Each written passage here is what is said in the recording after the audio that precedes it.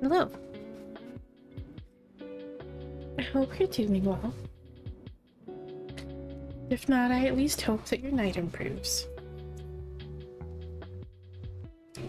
So,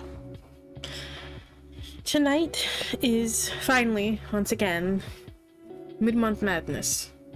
Which of course means that we'll be mixing together all of the Seasons of the Witch decks that have been released so far. There are 7 of them. The 8th one will be released early next year, it seems. So, there is one of 8 that is yet to be released.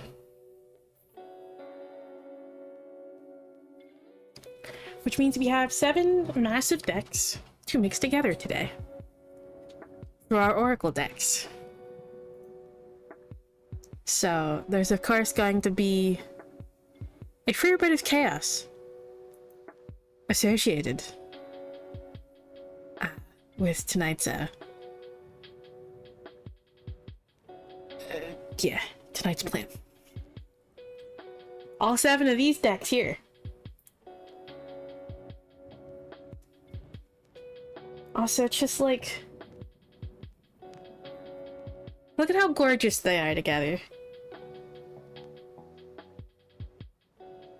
Look at how gorgeous they are together.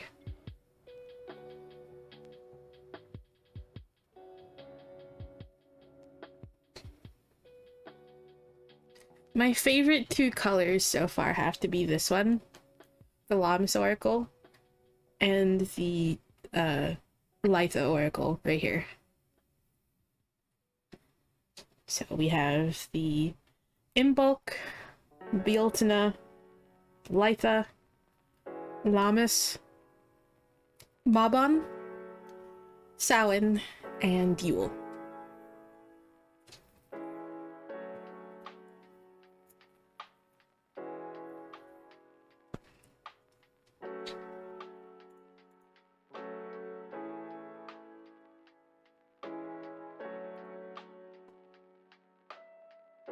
Alright.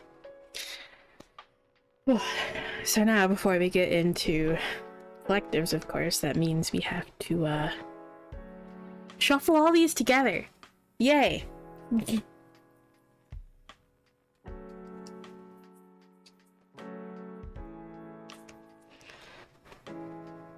How many do I want to try to mix together? Do I want to try to make it 4 piles or 5?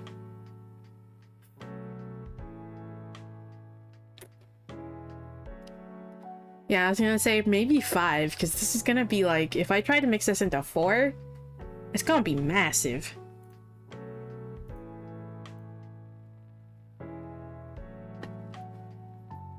Fucking bots, man.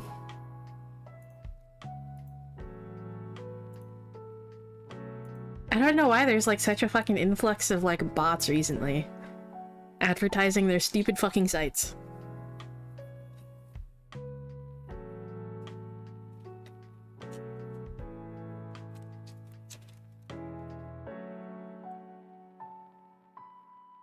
Yeah, it's because they're all run by the same account.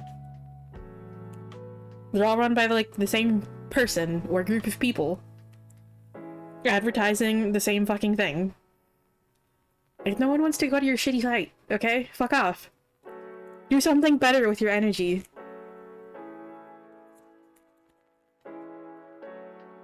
Like, as a fucking fellow programmer, like, the place, you're a fucking disgrace.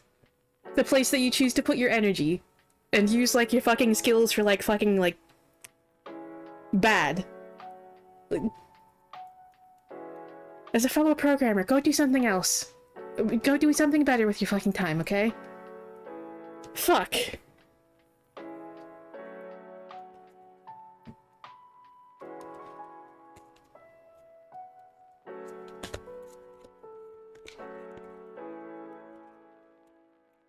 Alrighty.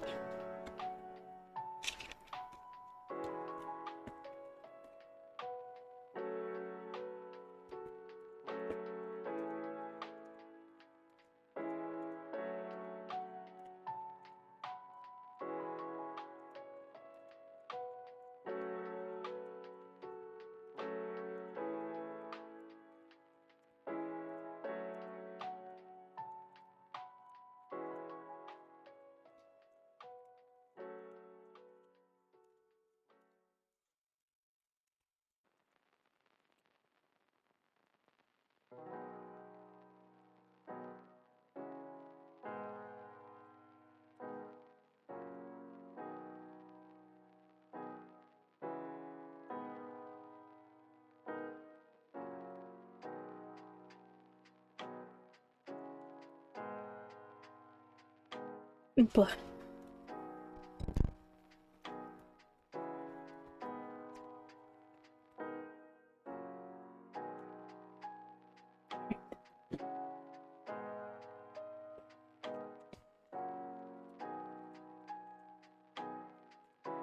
I'm currently dividing into piles.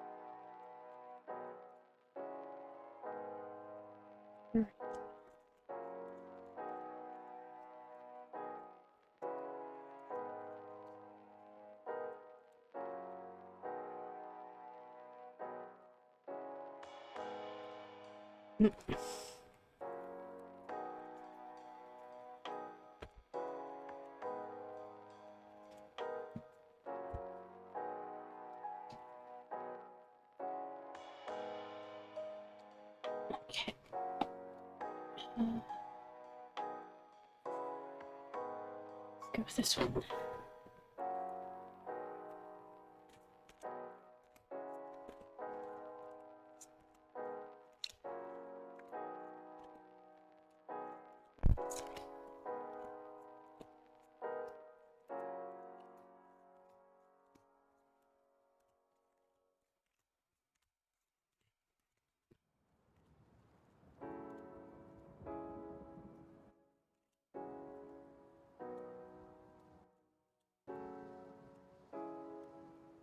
So, how have you all been? How have your night's been going so far?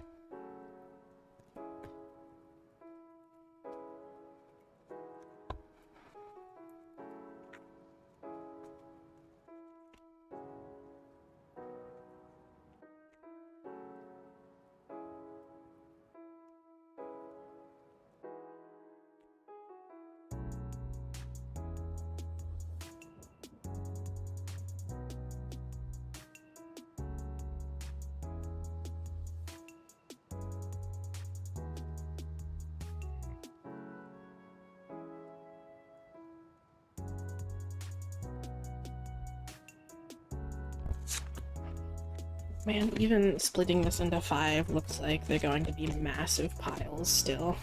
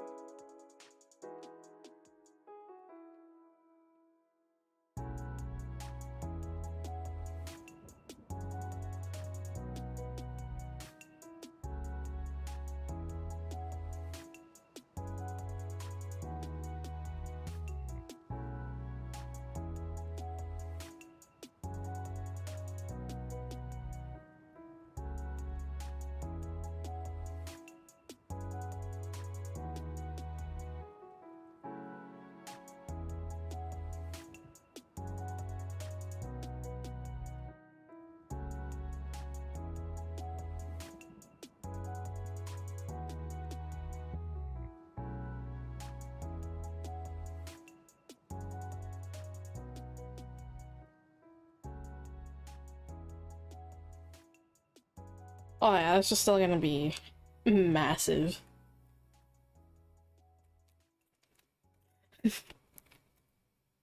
Look at this. Look at that. That's still a chunky boy.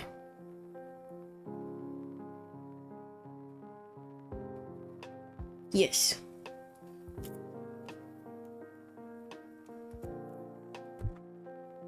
I'm curious what color they're gonna make the last ones.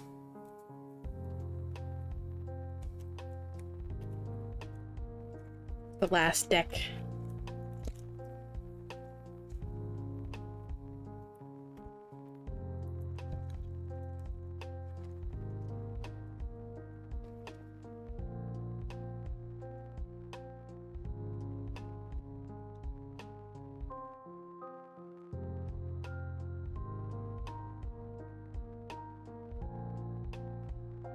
Okay.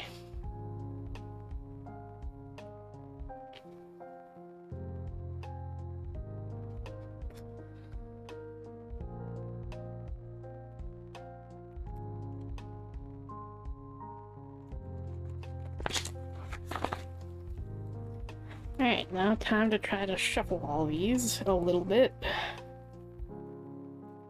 Each pile.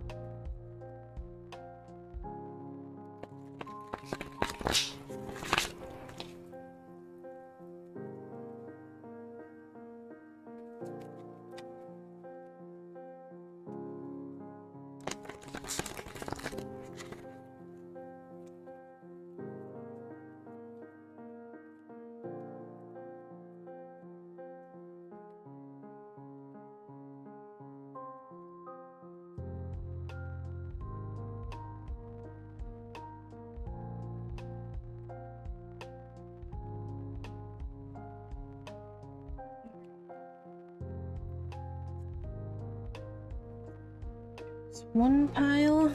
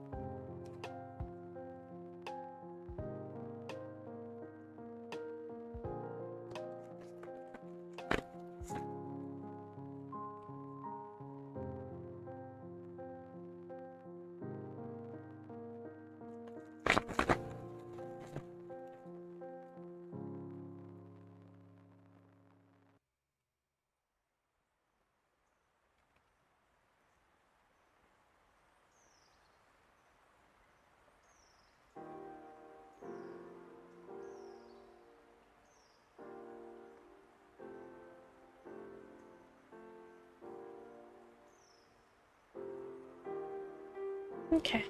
Oh, so this is what it looks like once it's all shuffled together.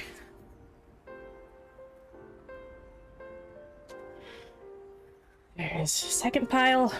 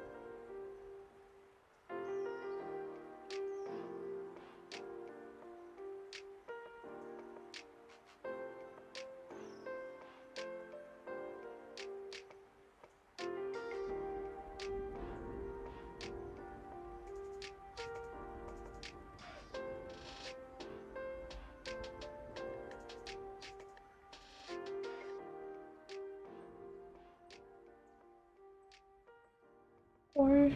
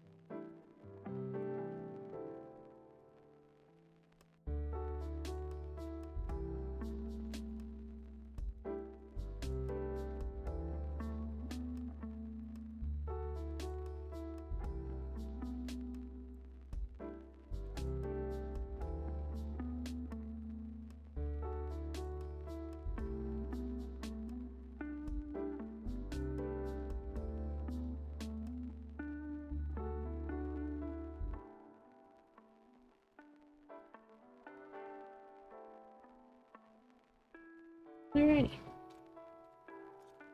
Hello. And there's pile 5.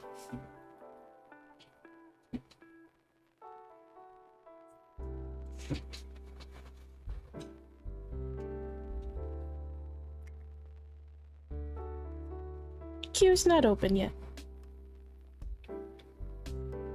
Was just about to get into collectives. Usually do 1 or 2 collectives before opening queue.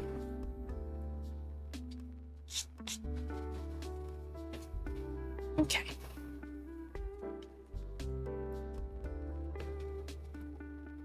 So,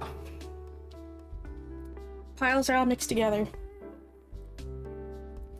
for all the seasons of the witch decks.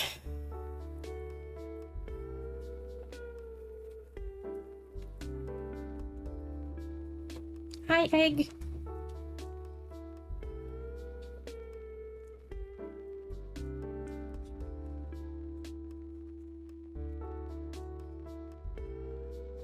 I hope you enjoy your lurks.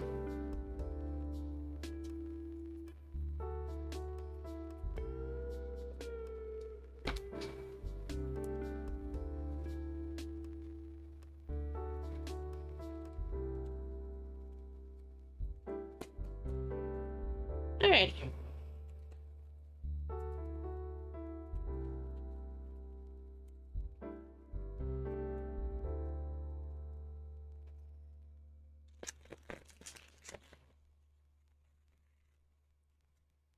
What message do we need to hear today?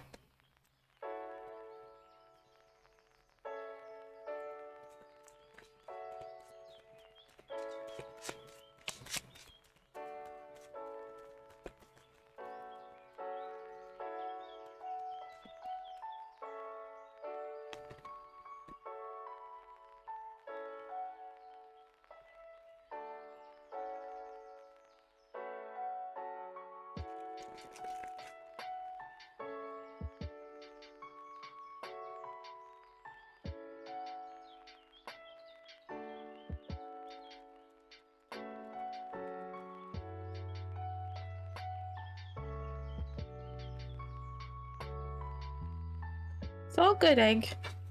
No worries. Yep.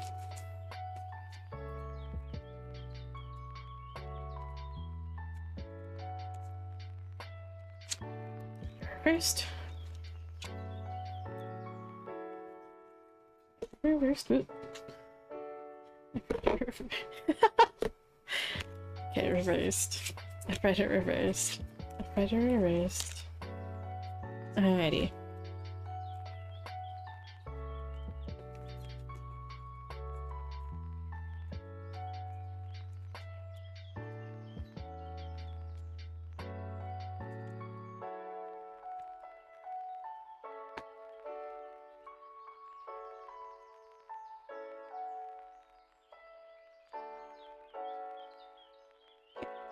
We have King of Wands reversed. Seven of Coins reversed. The Tower reversed. And Three of Swords reversed. Which is essentially telling me here, there's definitely just kind of like,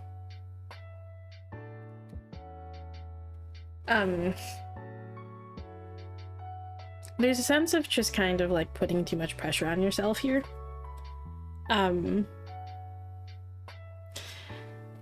You're putting a lot of pressure on yourself here currently. Particularly, this is coming from the Seven of Coins reversed. You're putting a lot of pressure on yourself here to perform and to just like do things and be productive and stuff. To just like make progress on things. And like achieve the things that you want to. And you're being really hard on yourself here because you're not really seeing that progress. You feel like you're not making any progress, so you're being hard on yourself. But the thing is, it takes time, okay? It's gonna take time. And just because you can't see the progress doesn't necessarily mean that there isn't still progress being made there, okay? Oftentimes, we're not the ones that actually see that progress being made.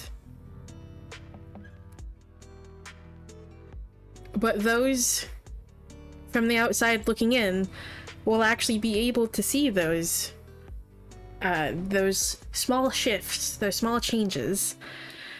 They can see that progress. Okay? It's being noticed.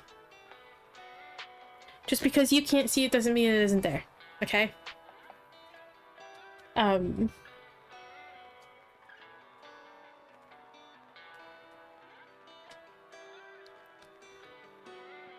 There's definitely,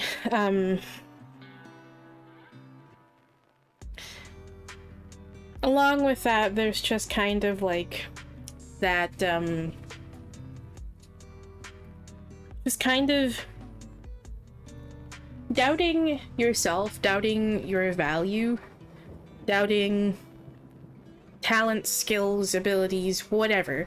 Just doubting yourself. A lack of confidence in yourself and what you have to offer with this here, okay? There's a sense of like insecurity coming from this one. Because again, like you're being really hard on yourself, and again, you keep thinking that you're not really doing anything productive, that you're not doing anything useful.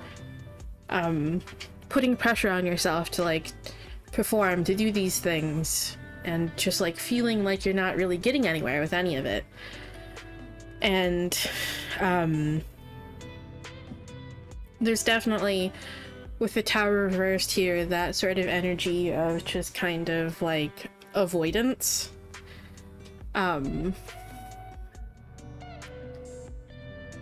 You might be trying to shove things away because you don't really know how to deal with it right now.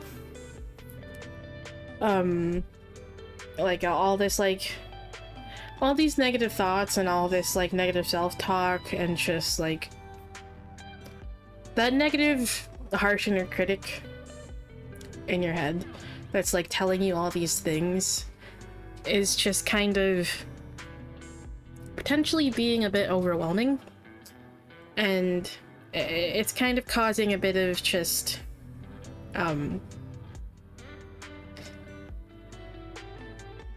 causing like the weight that you're carrying to just be like even heavier.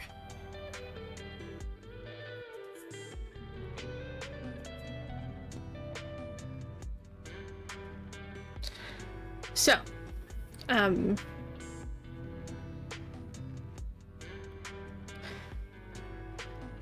you don't want to shove these things away, okay? Allow them the space to exist.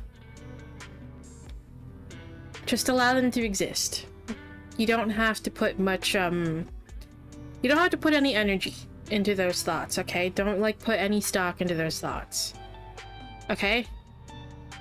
Because all those anxieties, fears, and worries and shit that you're just dealing with, they lied to you. Okay? Because they want you to stay stuck in this place. They want you to stay stuck in this place because it's comfortable. Okay?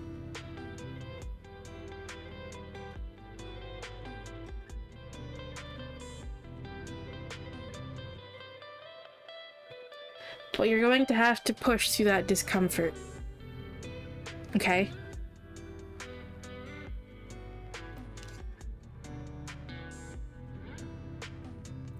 To continue putting this love into yourself, this nurturing into yourself, okay? And like building all of these, like, building this necessary self-love and this necessary self-confidence, okay? You're going to have to step out of that comfort zone. You're going to have to deal with that discomfort, okay? So, just keep working with it. Don't try to push those feelings away. Allow them to exist. Trying to push them away, shove them away, is just going to...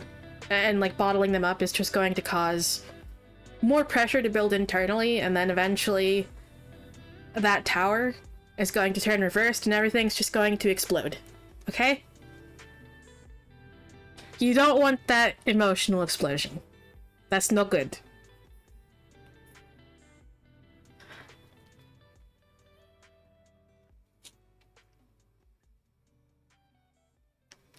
So, allow those things space to exist, don't try to shove them away. Okay? You don't have to listen. That doesn't mean that you have to listen to the negative shit that harsh inner critic is telling you, okay? Doesn't mean you have to listen to it. In fact, you don't want to listen to it. Like I said. And just... rather than putting that energy into just like tearing yourself down, put that energy into building yourself up and loving yourself instead, okay?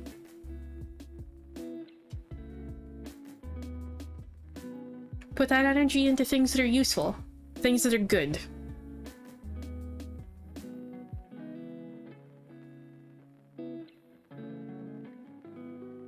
Treat that harsh inner critic like a rando who's just slinging, like, fucking insults at you when they don't even really know you, okay? Just like, and who the fuck do you think you are? Bitch, you don't even know me.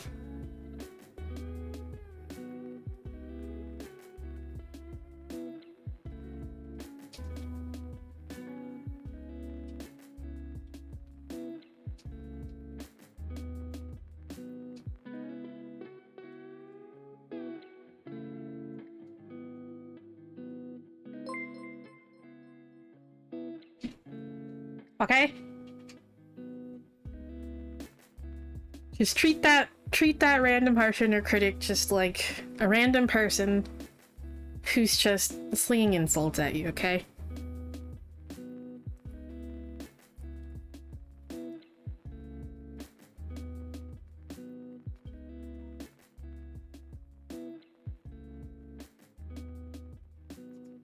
Okay.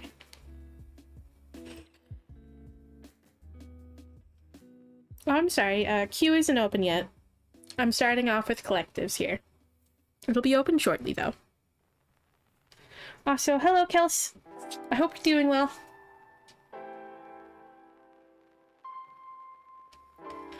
Alright. What pile we feeling? 1, 2, 3, 4, or 5?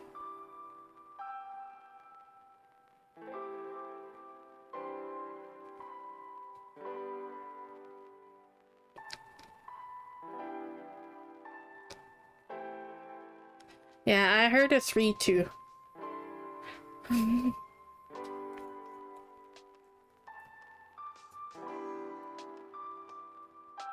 Alrighty.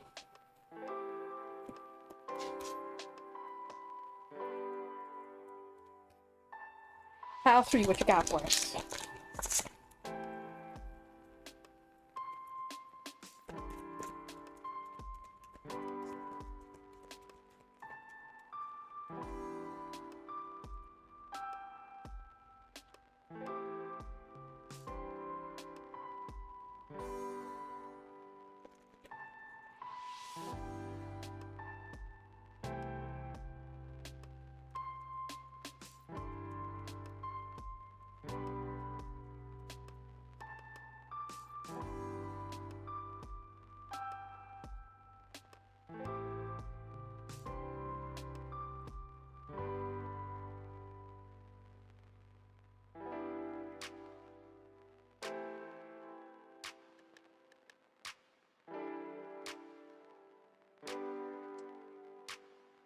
Okay.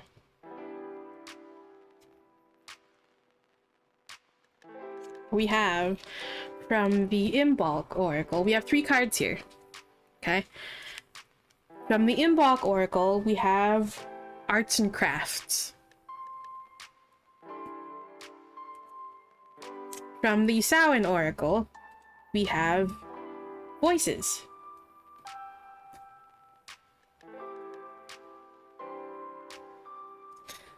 From the Lammas Oracle, we have Garden Tools.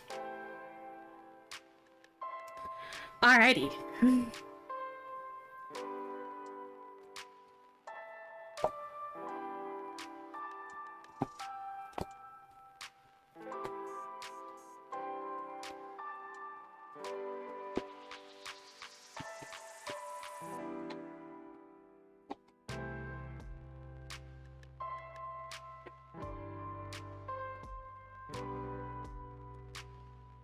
Okay, card 5 from the Imbolc Oracle. Arts and Crafts. Nothing exists without the essence of spirit. May it be whispers or chants, your energy is what brings life to all that you create. Keywords are independence, creating your vision, and getting involved.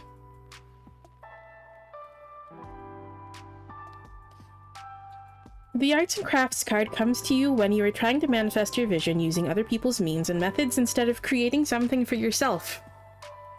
This card asks, why buy artwork when you can paint or purchase clothes? Or, why buy artwork when you can paint or purchase clothes when you can sew your own? There is certainly no shortage of modern conveniences, but eliminating yourself from the crafting process reduces your chances of finding exactly what you're looking for. Don't cut yourself short thinking you don't have the skill to bring your ideas and visions to life, because skills can be learned and mastered.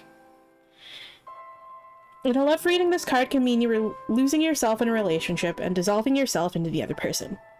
Make sure you are voicing your wants and needs to avoid resentment down the line. In a reading about money or career, this card means a lazy attitude towards financial comfort and a desire for other people to take care of you. It can indicate a feeling of always expecting others to fix your mistakes rather than taking responsibility. It's time to stand on your own 2 feet and start building your own life. Additionally, this card can mean getting more involved in a cause you believe in. Is there an injustice that is troubling you? Perhaps it's time for you to speak up, as you may have a perspective and potential ideas that could make all the difference in someone's life. So, very much going in line with that King of Swords reversed energy. King of Swords? King of Wands reverse energy. About, like, this lack of confidence and belief in yourself and what you have to offer here, okay? This card is very much saying, you do have things to offer. Like this card says, don't cut yourself short thinking you don't have the skill to bring your ideas and visions to life. Because skills can be learned and mastered. Okay?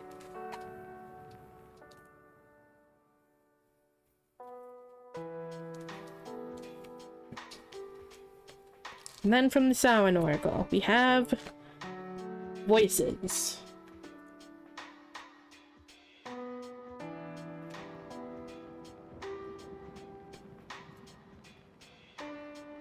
With a tug at the gut, feel them romance your very breath. Listen to the gentle flickering within your eyes, for this is where they guide. Keywords are encouragement and inner knowing. Voices surround us, but we have to listen carefully. The powers speak to us in so many different ways, encouraging us as we travel along our path. There is a voice that can be found in the plants, animals, colors, shapes, winds, and rains. There are clues offering us guidance and encouragement as we make our way back to the true self. Spirit speaks to us in symbols, signs, faint sounds, and subtle cues. Our wise ancestors knew this. They knew everything has something to say for those who know how to listen. Not just with their ears, but with their entire body, mind, and soul. This card has come to you as a reminder to listen to the guidance offered by Spirit, through your environment. One of the best ways to connect is to go out in nature. Ask a question to the wind and listen for an answer. Perhaps a plant suddenly moves nearby, or something floats on the wind just in front of your face. These are all signs from Spirit to you. Ask your question and wait for the powers that be to answer. Be open-minded about the ways an answer can appear. Look for synchronicities or consistent signs that come together to tell a story. Something is a sign if you feel a connection to it, no matter how silly it seems. Trust in your ability to receive the language of spirit. The powers that be will see this and will offer more to you.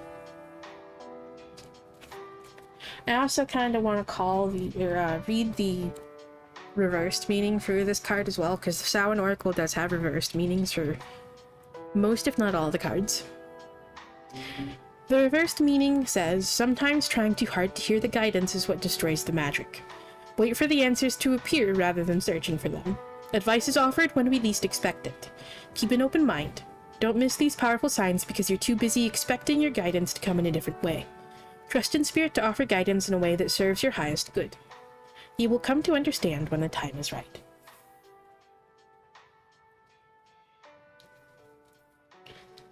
So.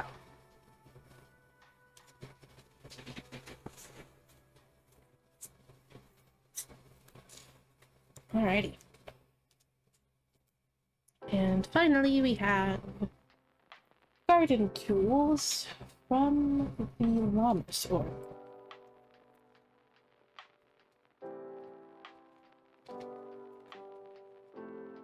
You must summon the courage and strength to acquire the resources you need.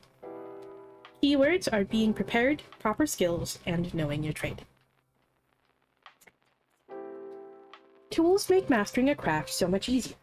Imagine the days when our ancestors had to sow, tend, and harvest without proper instruments. It's challenging enough today, even with access to the best tools in human existence. Of course, they made do, but there's a reason why various gizmos and machinery were invented, so we don't have to struggle as our ancestors might have done.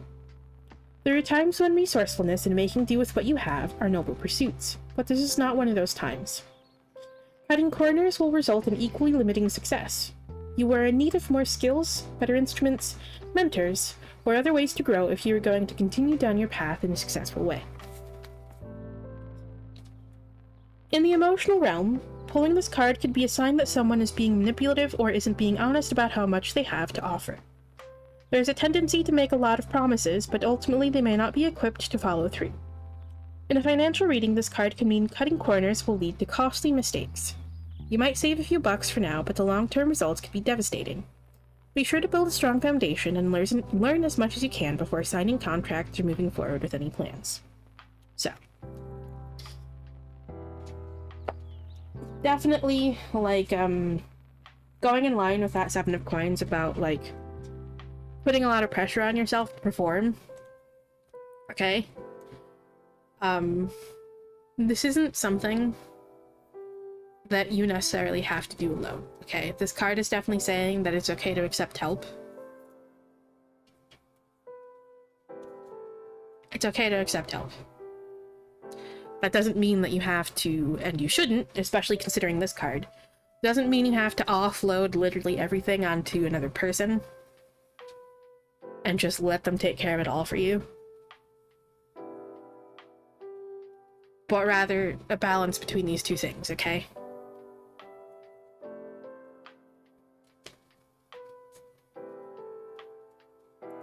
So,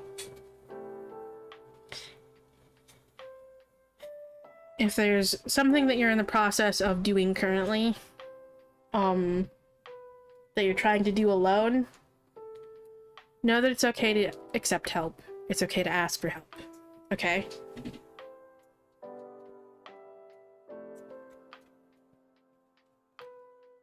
Oof.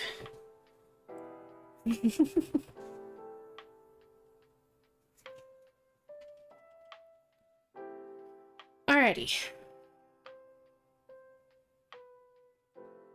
So, let's see what the Thera-pets deck wants to add.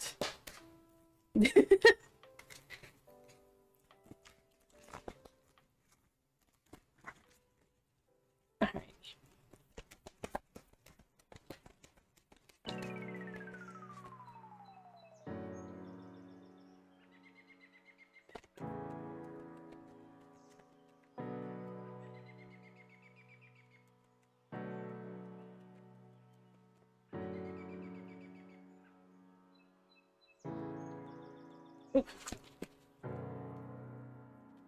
Okay.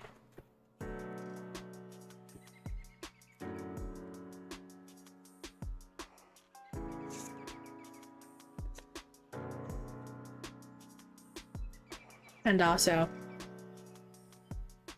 for those of us who are working on learning how to love ourselves and build up our self-confidence and stuff, Voices is telling you that, like, Spirit wants to assist with this, okay?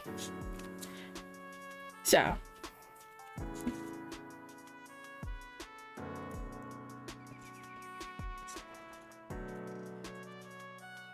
Alright.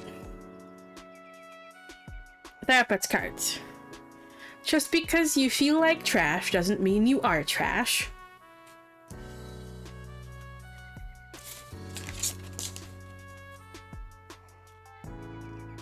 Progress is progress, no matter how small. Again, you don't constantly have to be pushing yourself to be productive. Taking small steps is fine, okay? It's gonna take time. Going in line with that, trying your best is all that matters. The rest will fall into place. Ugh, fucking hiccups. And finally, this adorable little ginger kitty. You are important. You matter.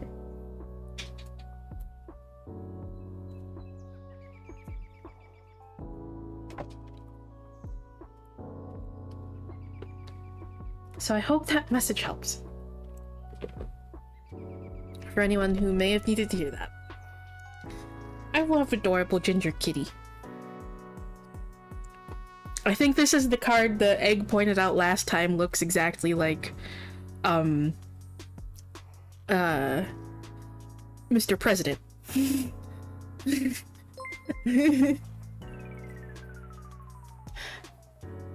I still love that your cat is named Mr. President, by the way, Egg. I fucking adore that name. I love that's her name. Hello! Thank you for the raid. We're just finishing up with a collective here real quick.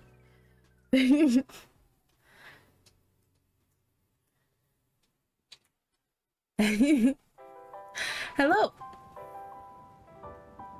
I hope you're doing well.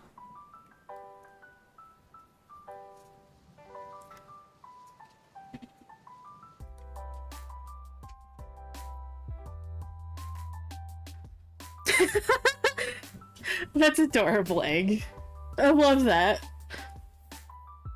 I love that.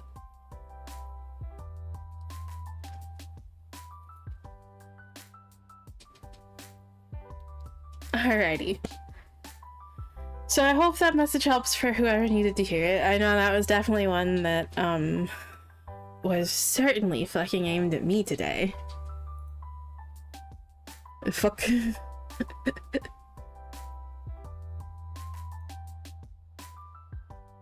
Alrighty. He wasn't open quite yet, but actually I was about to go open it, so. Okay, the queue is now open.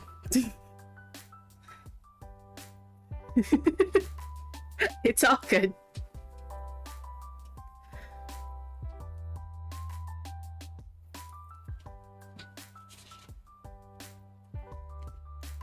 Alrighty.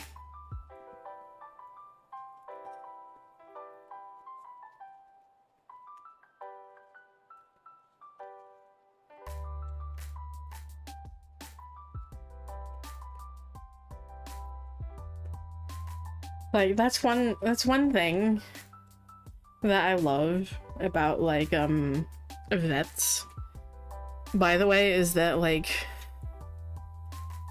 for, like, name entry and stuff in, like, their, you know, like, database of, like, patients and stuff, they just, like, for, like, a last name for the pet, they put, like, you know, the owner's last name. I fucking...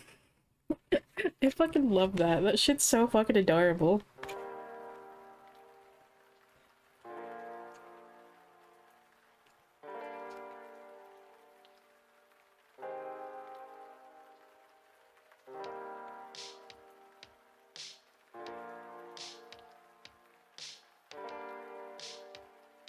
Alrighty.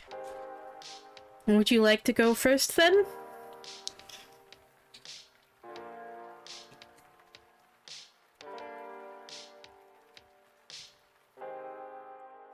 Alrighty.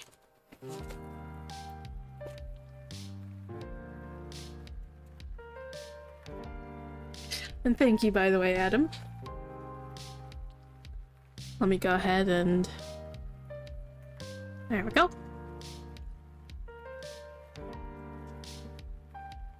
Alrighty. So...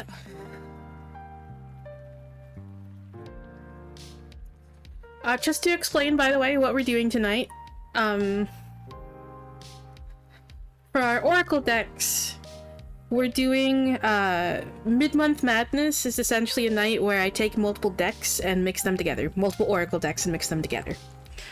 I usually do this with the Seasons of the Witch Oracle decks. So all seven currently released Seasons of the Witch Oracle decks, the Imbolc, Beltane, Litha,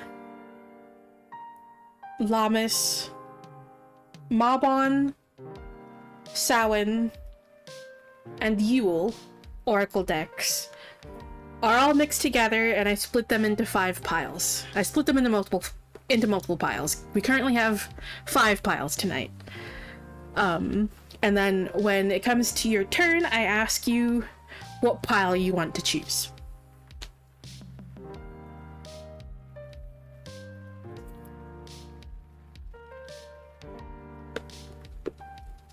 It makes for some very interesting readings, and the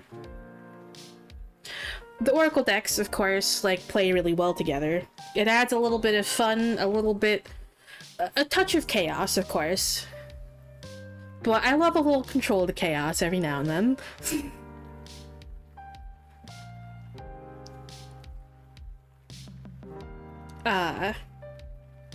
But yeah, it's just a night to just kind of have a little fun.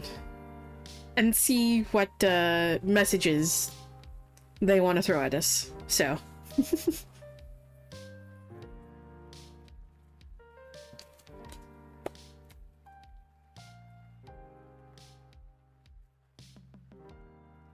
Alright, let's see. What message do we have for you today, DJ?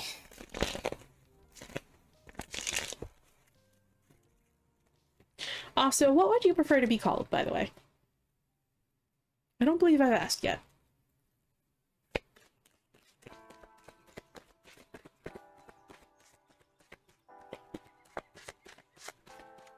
Dilly Dally? Okay.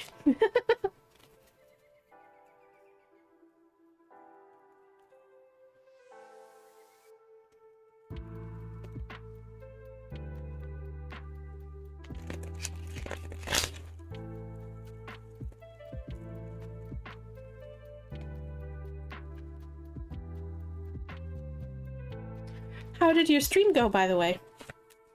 I hope it went well. I hope you had fun.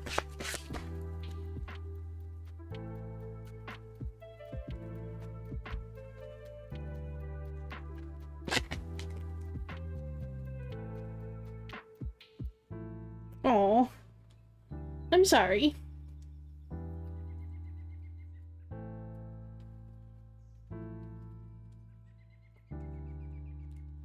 All right.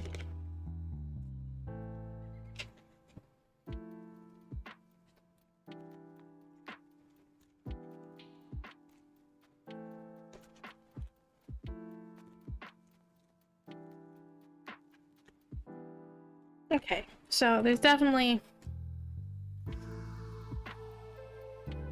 We have the Three of Swords, King of Swords. Oh god, I just noticed these are all swords energy. We have the Three of Swords, King of Swords, and Ten of Swords reversed, okay? So with the Ten of Swords and the Three of Swords, of course, there's definitely just kind of like a, Definitely a vibe of just kind of like mental burden and just kind of, you know, like struggle. I did notice that the moon flipped over as well. So there's definitely just kind of a sense of instability and struggle internally and mentally. Okay? So, definitely seem to kind of be going through it right now.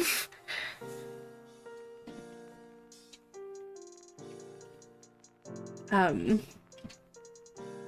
with the Three of Swords, there's definitely just kind of like this energy of just kind of not really like, coming from like, with the presence of the King of Swords too as well.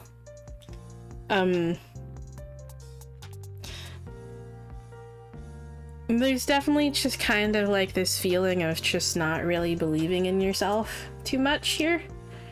Not really having like a lot of confidence in yourself, perhaps.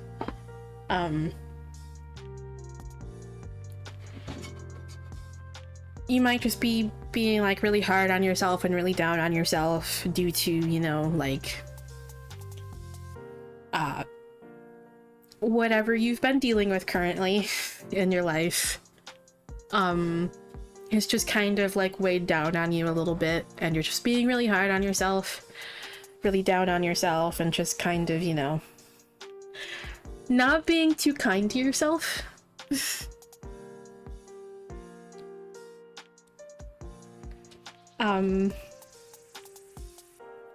The vibe here, though, is definitely with that King of Swords energy, and the Ten of Swords reversed. Because Ten of Swords reversed is all about just kind of like,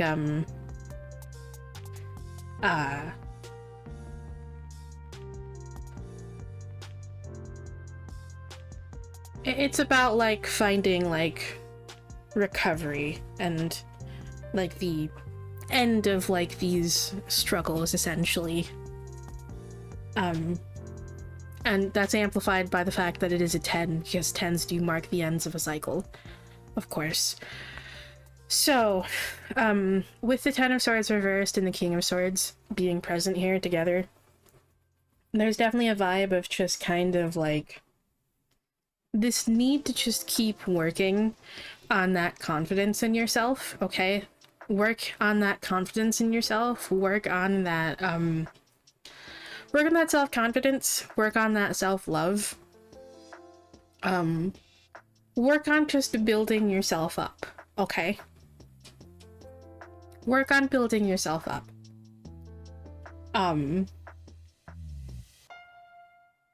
Because you do deserve to have that for yourself, okay? And also, I see that we're gonna start an ad break here soon.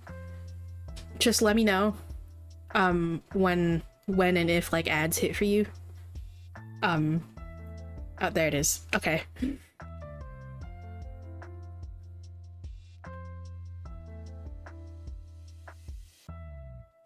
I shall pause until ads are over.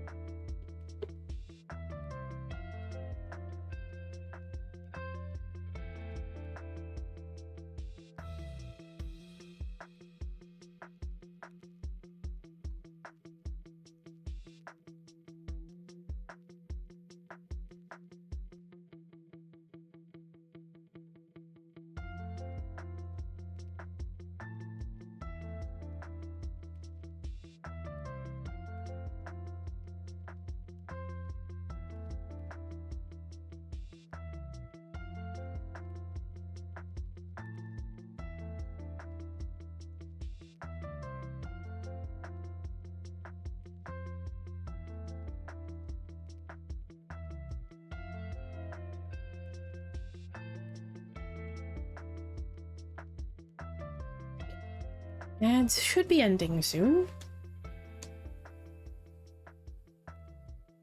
Okay. Welcome back. Okay. But, as I was saying, you do deserve to have, like, those things for yourself, okay? That confidence in yourself, that love for yourself, and, like, that confidence in what you have to offer, okay? Because you do have good qualities about yourself, even if you're struggling to see them. You do have things to offer, even if you're not really seeing them. Okay? You do. And you do deserve to see that. You do deserve to believe that about yourself, okay? So just keep taking those steps to just kind of building yourself up, okay? And I know when we're just kind of in this mental slump and we don't really have much kind to say about ourselves, I know it's like easier said than done. Like, I'm very familiar with that. That's something that I struggle with a lot too, and I get really down on myself a lot. And I doubt myself a lot. So much. Even though I know I shouldn't, but... yeah. Mental illness and trauma doesn't really give a shit about that. So I know it's easier said than done, but just do your best when you find yourself just being hard on yourself, okay? Like...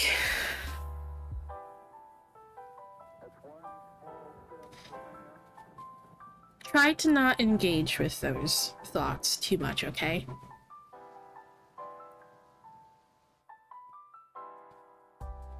Try to instead just, you know, like...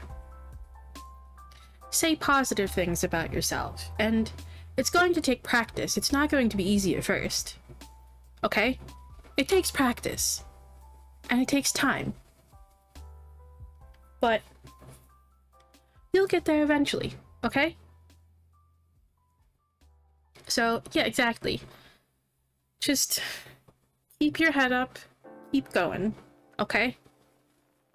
Keep trying to build yourself up. And most of all, remain true to yourself, okay? That's usually a message that comes through with the King of Swords for me. It's all about staying true to yourself. That means following what you want, doing what you want, and just, not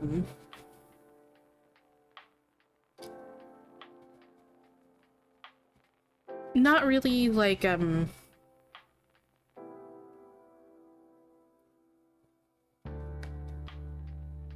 not doing things for the sake of others because they want you to, okay? Like, based on the expectations of others.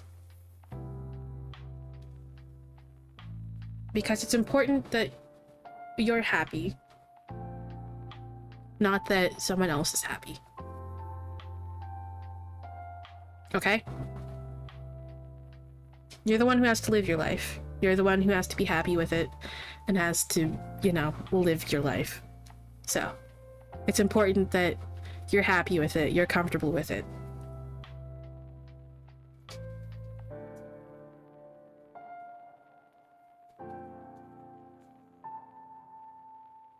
Okay.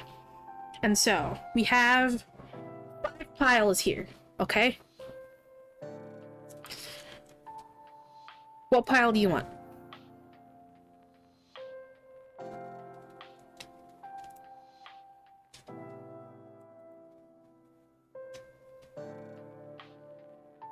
Okay.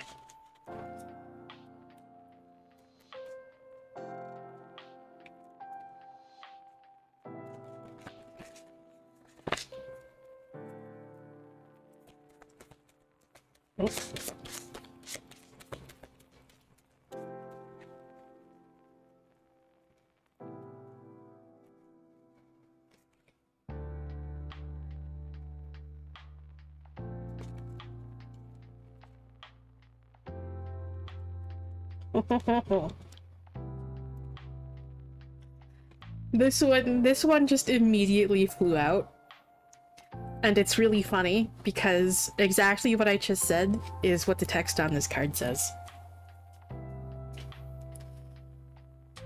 And I know the message of this card. Terracotta Pots. You have profound power when you stay true to yourself and those around you.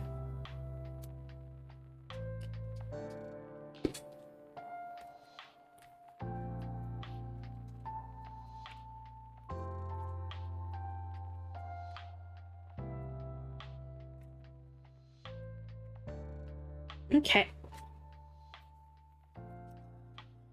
Keywords here are reliability, sturdiness, and commitment. Whether you love them or hate them, terracotta pots are sturdy and reliable, and can have a positive influence on the life of your plants. Regardless of the vessels you choose to put your plants in, what's needed most are discipline, accountability, and a steadfast commitment to following through on your intentions. A plant cannot grow without the proper amount of light, nor can it thrive if you allow it to dry out. This card comes to you as a reminder of the profound impact you have when you embody reliability in your actions, words, and commitments. Keeping your word to others and following through on your actions is how you foster trust with others. And keeping your word to yourself is how you build confidence in yourself. It allows you to form the foundation needed to build better relationships, experience personal growth, and ultimately have the trust in yourself to see something through from start to finish. Pulling this card is a positive sign that you have become an invaluable member of a team, family, or community. Your efforts are appreciated and noticed, even if no one has been vocal about how much your dependability means. Others know they can depend on you, and they respect you for your ability to show up. However, being reliable does not mean sacrificing your needs, so be mindful of committing only when you have space to do so.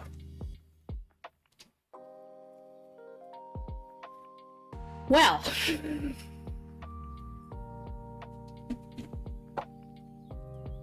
if that one doesn't fit perfectly.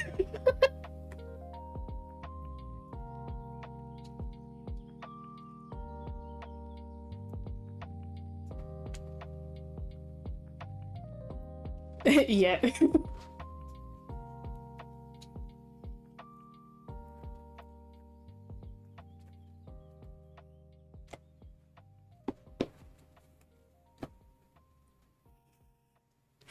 Alrighty. And let's see what the Thera-pets deck wants to add to this.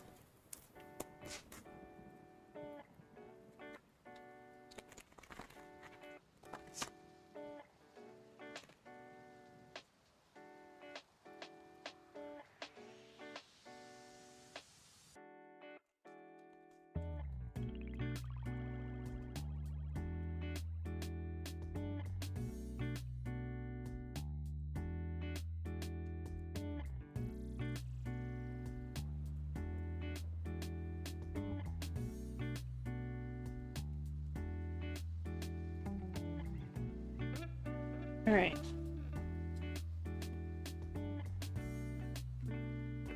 Ooh. You're still making progress, even on your worst days. And this lovely card. You are enough. Today, tomorrow, always.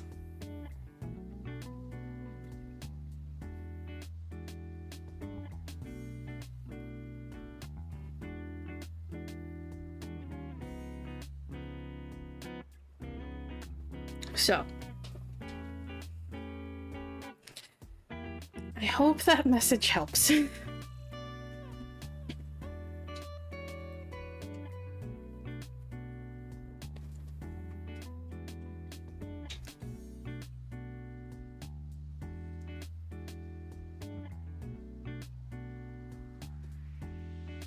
Good, I'm glad.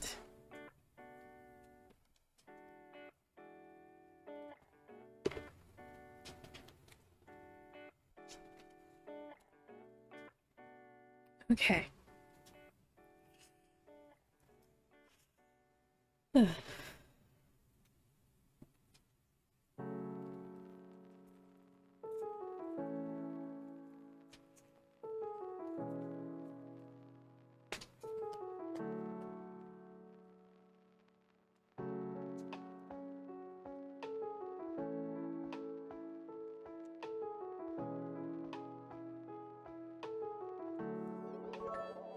Oh, thank you for the bits.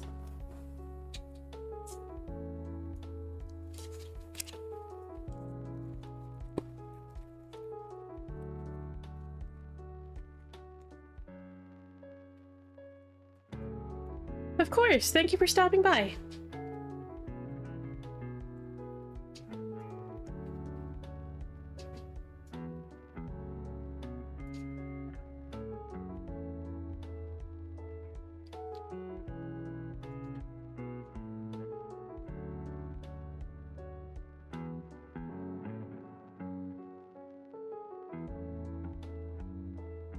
Alrighty, let's see here. Alright, you're up next, Adam.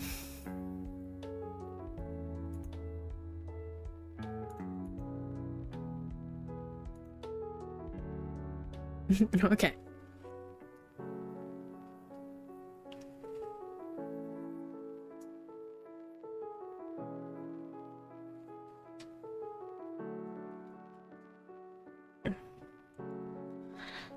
Alrighty, let's see your message.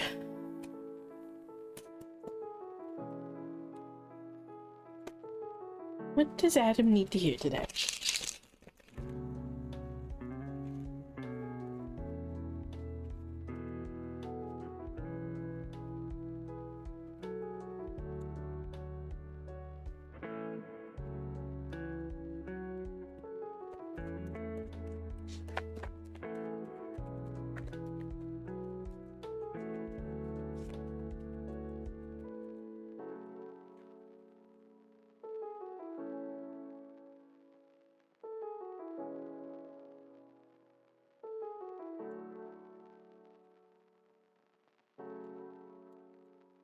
Oof. Right. Right, reversed. That's right. Damn it. I've got it reversed.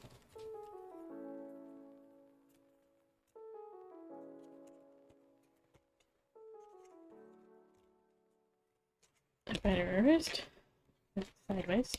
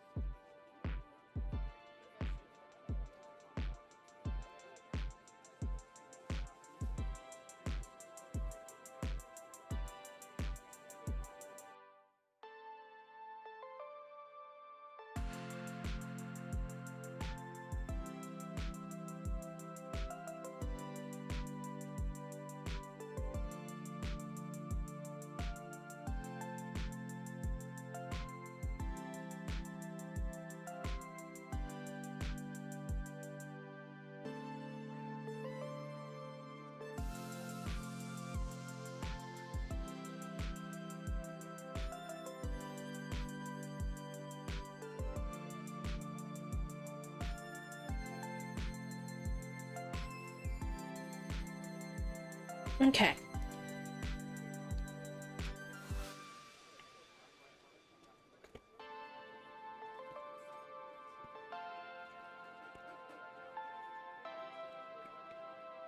So, this one did kind of pop out sideways, and it didn't want to really choose a direction. So again, that tells me that both sides of this energy are being called on. Ultimately, it did want to stay, like, reversed, though, once it actually did choose a direction. So, we have the Queen of Wands. We have the Moon reversed. The King of Coins reversed. And Seven of Swords. Okay, so both sides of this being called on definitely tells me that there's just kind of like some... Once again, there are kind of like some self-confidence issues, and just kind of like... Not really, just kind of, you know, like a...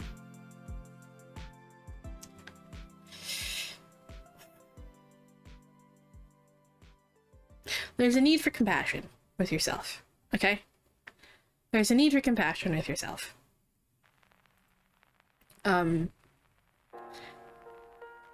Okay? Because you're definitely being very just kind of harsh with yourself. You're tearing yourself down a lot. You're not really believing in yourself and that you have what it takes. Okay? That's also emphasized a little bit by that King of Coins reversed energy. Okay? And also by that Seven of Swords energy. I'll get to that one in a moment, though. But, with the moon and the King of Swords, or King of Coins, reversed, both being present, there's definitely just kind of like this fear of the unknown here, okay? There's this fear of the unknown, this, like, lack of a sense of direction. You're not really sure where you should be going, where you should be putting that energy. And there's a fear of just kind of, like, stepping out there in the first place and, like, starting this, because you feel like you're lost and you don't really have a sense of direction, okay?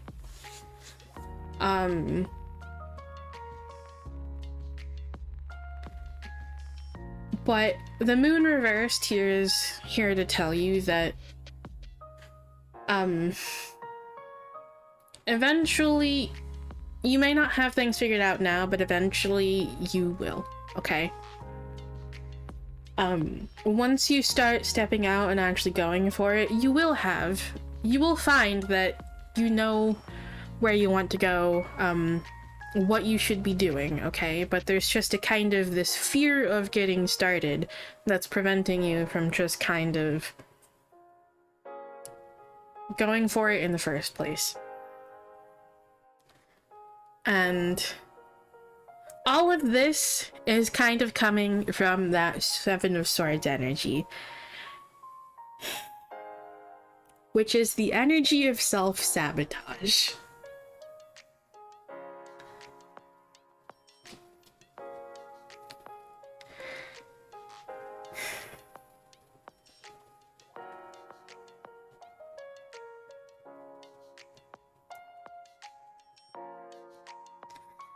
Yeah.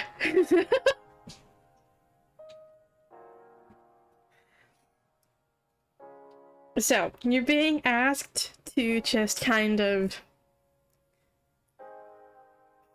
not engage so much with these, like, with these behaviors, okay? Primarily, this just kind of, this specific Seven of Swords energy is all about just constantly, and this is where this fear of the unknown and, like, fear of, like, starting in the first place is coming from. Specifically, it's about this energy of just constantly looking over your shoulder, waiting for that hit to come, waiting for everything to go wrong. Okay? This is that self-sabotage energy. This is specifically where it's coming from and how it's playing with that energy of just, like, this fear of getting started and fear of, like, the unknown here, okay? That's how these two things are playing together. It's essentially just constantly, because things have always gone so horribly wrong, you're just kind of hesitant to start in the first place because you're worried that things will go wrong. You're worried that once you start, that no matter how hard you try, that eventually something is going to go wrong, that there's this hit that's going to come that's going to just ruin everything. And it's this constant looking over your shoulder, waiting for that hit to come, waiting for things to go wrong, that's kind of bringing this self-sabotage energy, okay? Because if you're only looking for those things, you're only going to find those things. Okay?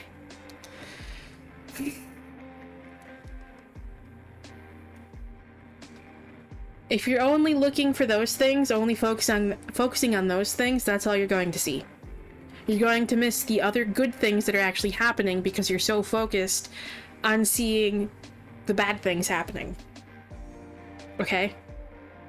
It's not that those good things aren't happening, it's just that we're so focused on everything that's going wrong that we only see those things.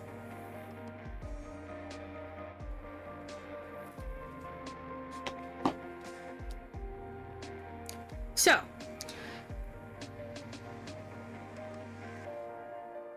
let go to the best of your abilities. Start just trying to let go of this fear, okay? Let go of this fear. Try to let go of this fear. Start stepping out of your comfort zone and starting to try these things. Start trying to move forward with these things, okay? Even if you're not certain what you're doing, where you're going, whatever. Don't let those fears get in the way. Don't let them continue to control the narrative.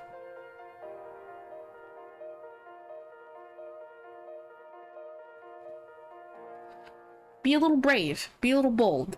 Okay? And take this compassion and give it to yourself. Okay?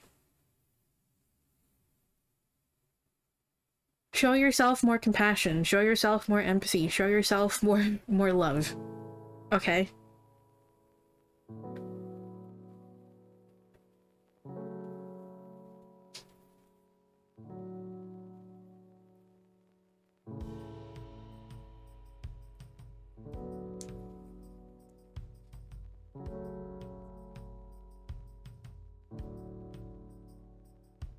Alright. What pile do you want?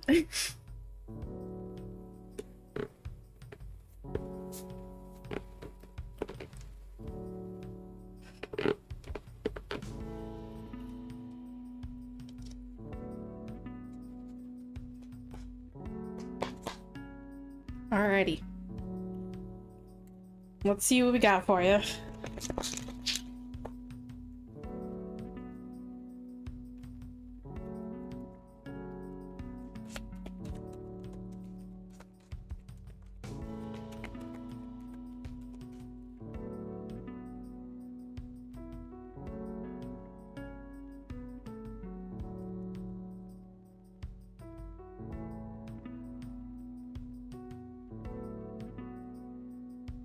Alrighty. We have from the Samhain Oracle, Broom. And from the Lammas Oracle, we've gotten a lot of cards from the Lammas Oracle tonight. That makes sense though, because we're still somewhere in the middle of like that Lammas energy and that upcoming Mabon energy. So that makes sense. That makes sense. Garland.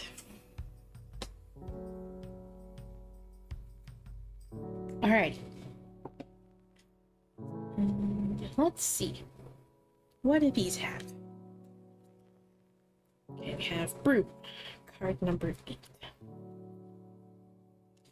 What dreams may come from what you seek. Make room, make way. A clearing need be. Keywords here are cleaning, or clearing, purifying, and home. A broom or a besom can be found in any home for sweeping dust and dirt. However, a broom to a witch is more than a simple household tool. It holds a special significance and sweeps more than dust and dirt away. Brooms are often used to sweep away negative energy in a similar way to Native Americans burning white sage. It sweeps away the physical and invisible energies that have crept in from the outside world. This clearing of energy contributes to a witch's well-being. Clearing out the old and dusty, a witch makes space for the new. Sweeping out negative energy, a witch raises her vibration and therefore her strength. When the broom sweeps into your life, you are being guided to do some cleaning. Some things surrounding your current situation have been neglected. You need to clear out this dust of the past. This card can also mean clearing your aura. As healers, we tend to hold on to the energy of others for much longer than we need. It's important to do regular purification rituals to keep your aura nice and tidy. This message is amplified if you have also pulled the Attain card in reverse. The more you clear out the old, the more you make room for new energies to come into your life. Removing things both physical or metaphorical from your life, such as mementos from past relationships, or giving away things that remind you of old situations, helps with that process of clearing.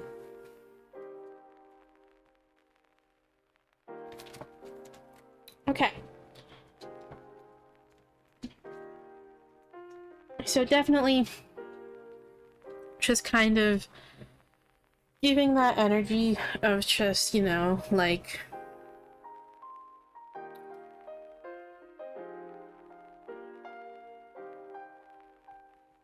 it's about clearing away like these like negative energies that usually come from like past situations, okay? It's definitely saying to just kind of like let go of those, you know, like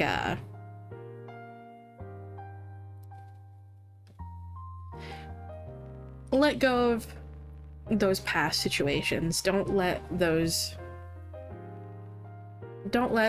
the past continue to spin the narrative here, okay?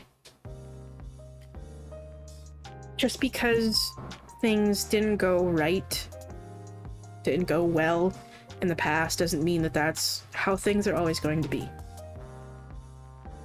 Okay? Be open to the possibility. Don't bog yourself down by holding on to all that negativity, okay? Keep trying to release it. Yes, I know you are. I know you are. And they know you are. Okay. And this is essentially telling you to just keep going.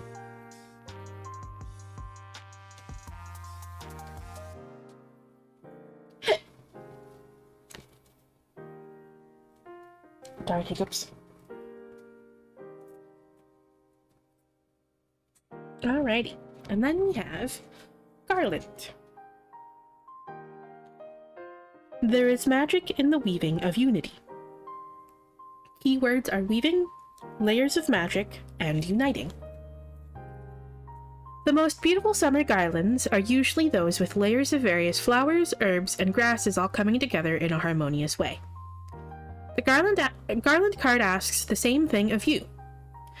To bring together different layers of magic and unite them in one cohesive pattern. That can mean gathering together various people who each bring a unique skill or perspective to a collaborative project. Or it could be assigned to establish a blended family in which everyone feels supported and loved regardless of their origins.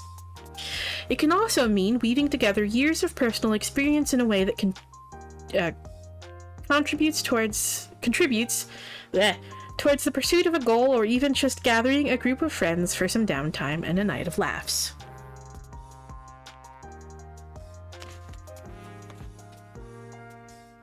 However, this card applies to you. Know that there are many more. My goodness, the phrasing of this. Fuck's sake. However this card applies to you, know that the many are much more effective than the few, bringing more color and interest to an otherwise flat or bland affair.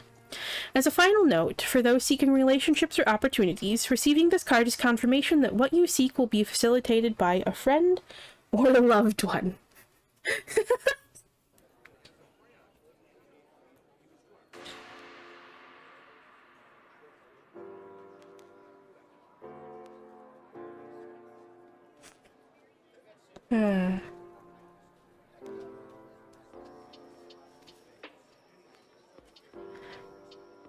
Gee, I wonder who that one's about.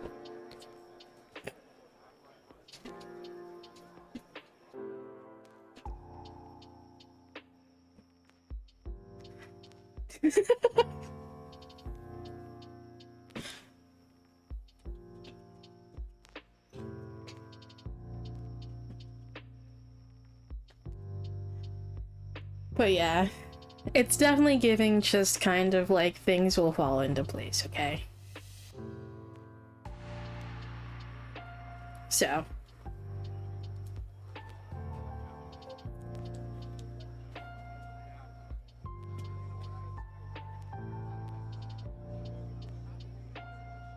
Also, welcome. Alright, and let's see what the Thera-pets cards have to say.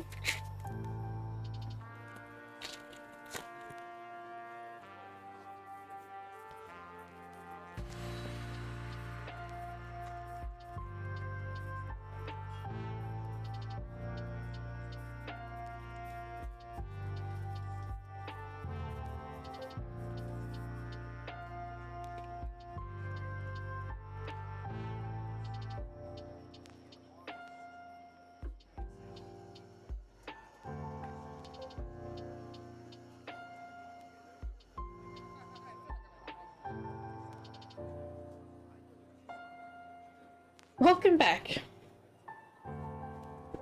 Oh, my goodness.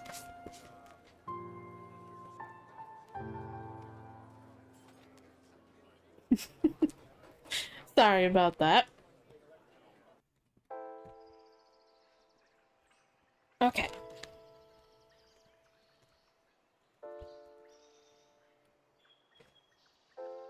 Alrighty. We have... You're not going to succeed at everything you try, and that's okay. So definitely don't let these past failures keep getting in your way, okay?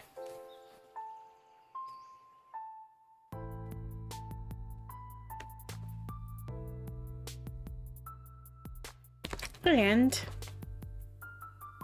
it's okay to be uncomfortable. It's okay to be scared. You will succeed in spite of these feelings.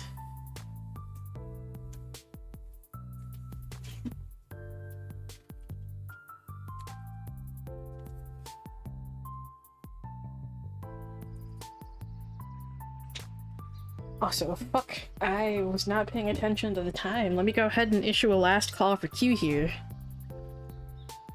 If there's anyone who still wants to join.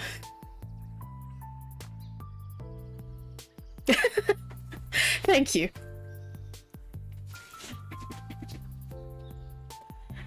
I have a lot of people who say that my voice is very soothing. Thank you.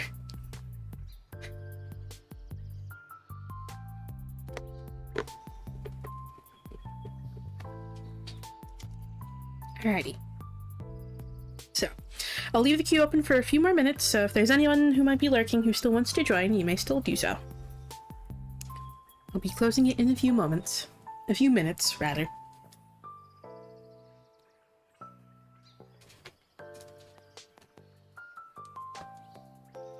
Alright. So, I hope that message helped. Thank you.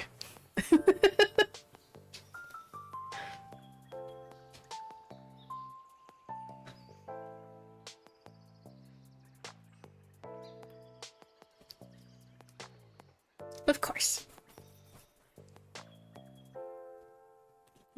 There we go.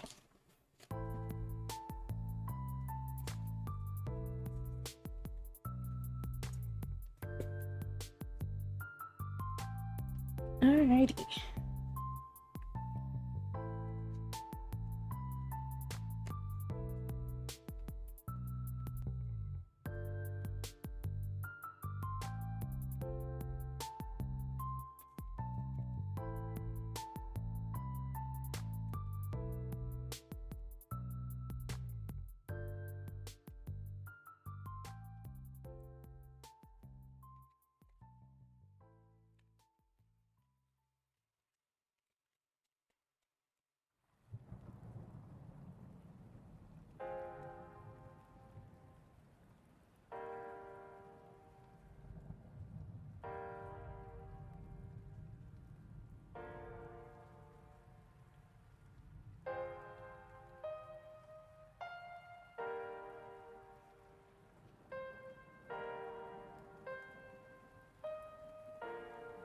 Hello, Egg.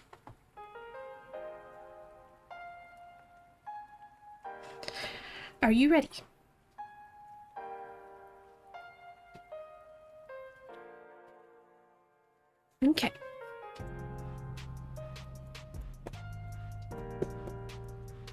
Let's see. What message do you need to hear today?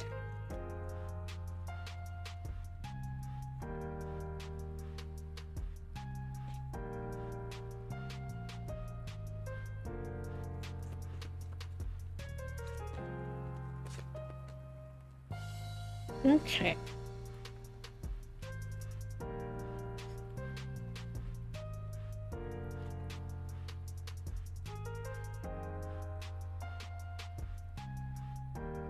First. Okay.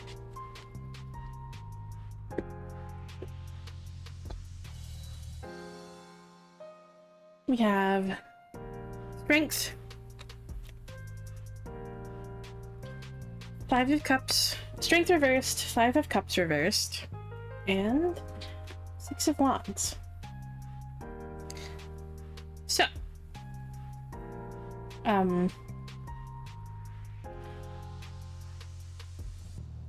if you're currently finding yourself, like, still in a period of struggle, feeling like giving up, feeling defeated, just bogged down by, like, a lot of grief and stuff, just know that this will pass here, okay? This will pass, okay? The 5 of Cups reversed is all about just kind of, like, releasing this grief, okay? This struggle, this, like, grief that you're carrying, will begin to lift here, okay? It might still be weighing a little bit heavily on you, and it still might seem like a bit impossible. But just definitely just kind of keep trusting that, you will eventually find relief from this. Hopefully soon. Because the 6 of Wands is all about just kind of like... The 6 of Wands is all about that personal victory, okay?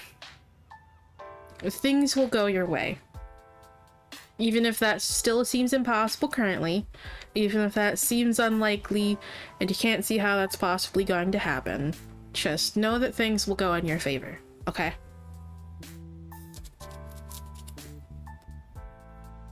So,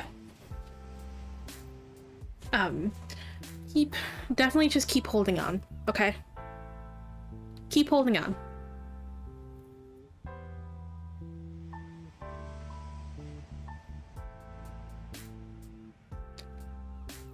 That's definitely just kind of the main vibe with this one, okay?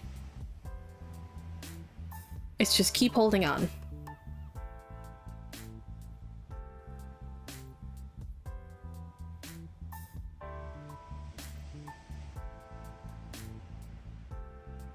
Okay. Well, I suppose we'll see what the Oracle cards want to add to that. What pile are you feeling?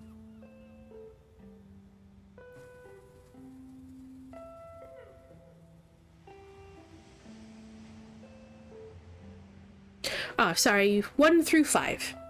We have 5 piles.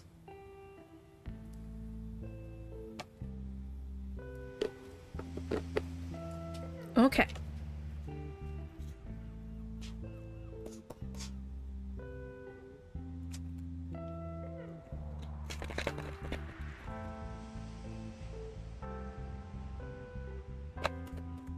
Let's see what they want to add to this.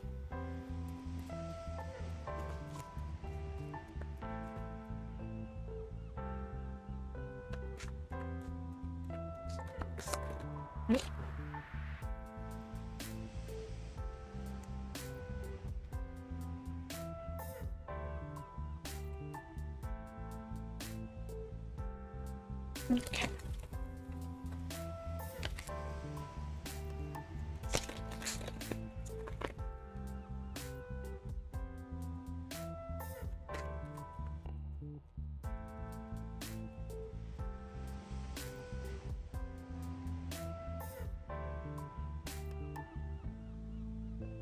Oh, goodness.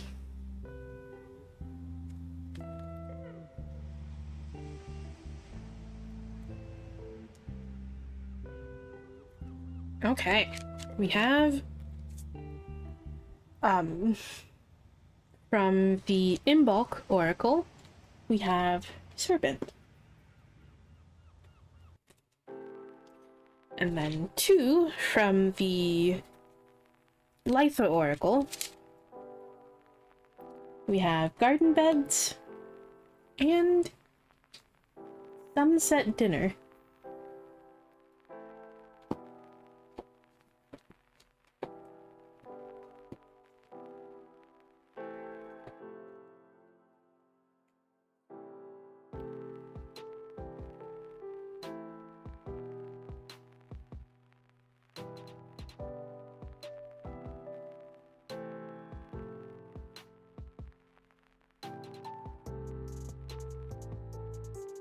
Okay. Serpent. Slither through and out as you shed in preparation for a new beginning. Keywords here are reinvention, second chances, and growing pains. Creativity doesn't have an expiration date, and it's never too late to welcome a new addition into your life. Just when you think everything is over and you've lost what you've worked so hard for, or maybe you've missed the boat, you, like the serpent, can shed your skin and reinvent yourself entirely. The serpent card will make its way to you when a second chance is upon you. Any missed opportunity will soon be replaced with another. Forgiveness is close at hand, or perhaps you are about to have another shot at love. If your reading is about your career, pulling this card can mean a career change and is a good omen for seeking new employment. Consider a physical makeover if this feels good to you. What might the person you're becoming dress like, or how might they behave? Can you embrace some of these qualities now? This card, however, does come with a note of caution. Growing pains can sometimes make transitions difficult. Remain patient and know that any challenges you face are temporary blocks to overcome. Well.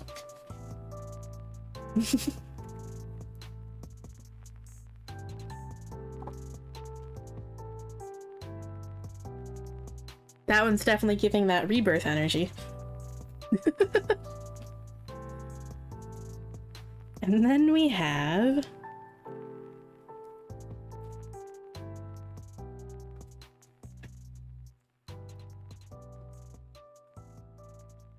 Garden Beds. Sometimes it's difficult to see how hard you're working when you don't provide space for reflection. Keywords are working smarter, resourcefulness, and evaluating progress. Having a home garden is hard work, but there are ways to work smarter and make the most of the spaces you have, with the use of garden beds. They raise your garden up, making things a little easier on your knees, help to keep critters out, allow you to control the soil content, reduce weeds, and provide more growing space. It's a much easier way of setting up your home garden, especially if you are a beginner who doesn't have the know-how to tackle more challenging growing areas. Will it guarantee success? No. But it's always a good idea to work smarter, not harder. This card questions how productive you have actually been. Are you doing a lot of busy work but achieving very little? Are you taking extra steps or making simple mistakes that are easily avoided? Take a look at your progress to determine whether you are actually making any progress. You could be wasting your efforts on something that isn't worth your investment.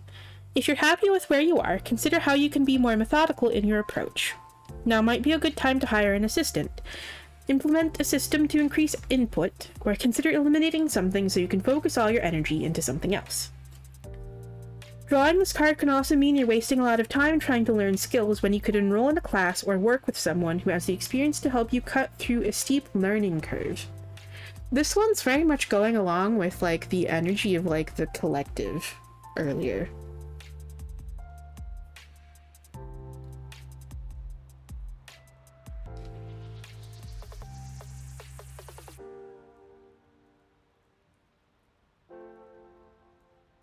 So there's also, like, a little, practice thing here, along with this card, that's called Self-Reflection Mirror Practice. It's no surprise that you work harder than you have to, due to a hustle culture, trying to survive and pay the bills and having no space planned into your daily routine for self-reflection. Self-reflection should be integral to your life, whether you're an entrepreneur working a 9-to-5, or are a stay-at-home parent or guardian. Reflection allows you to see and pinpoint where you are overwhelming yourself and allows you to adjust and address those issues. You will need a mirror you can stand up or sit on a flat surface, although a handheld one will work fine. In this practice, the power comes from having a conversation with yourself, from communicating with yourself. Try to do this at the end of the day, as in this way, you can review your day and adjust as needed for the next day. For example, this morning it took me so much time to write my newsletter. What caused this to take longer than anticipated? How can I be better prepared next time? What would help to have in place for a smoother, more efficient creation of my newsletter? That is just an example, but you can honestly discuss anything in your day. So this one's definitely all about, like, reflection, self-reflection, and just kind of,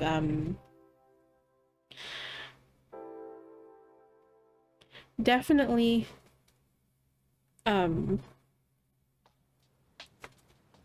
just kind of about,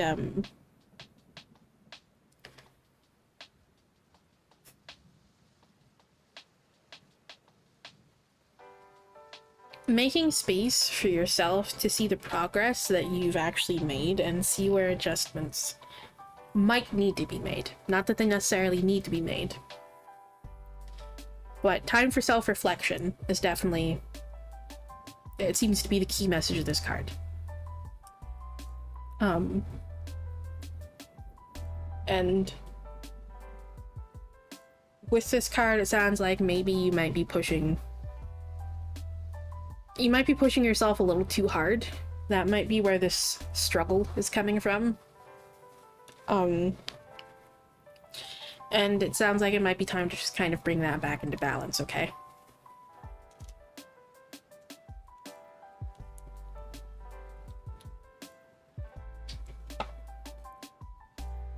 And then we have sunset dinner.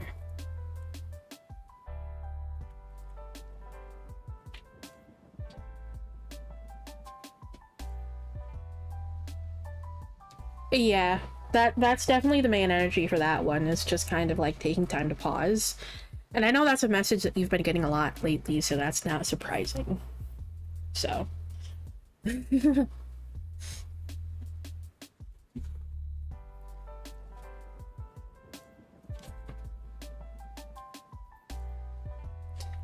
Okay, and sunset dinner. An invitation awaits you. Yell to the stars that you are ready to go.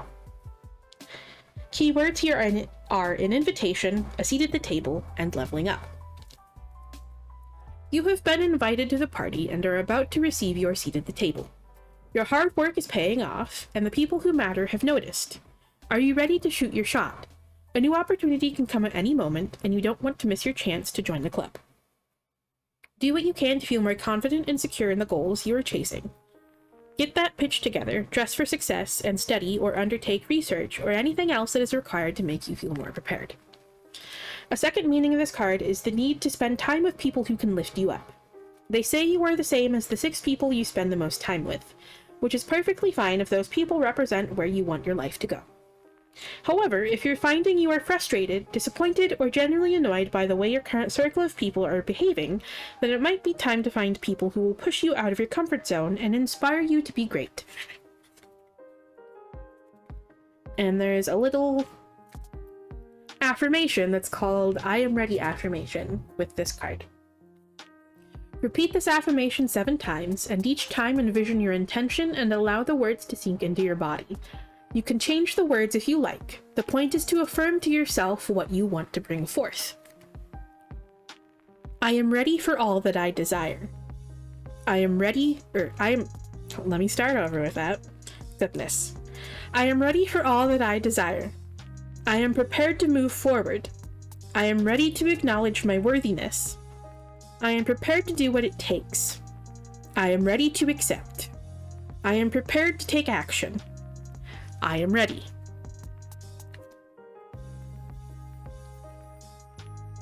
Alrighty.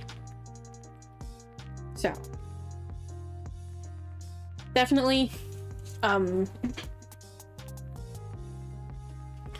that one's just kind of going in line with, like, this, like, energy of rebirth from the serpent here. And also, it does come along with that message of, like, spending time with people who actually lift you up. Okay?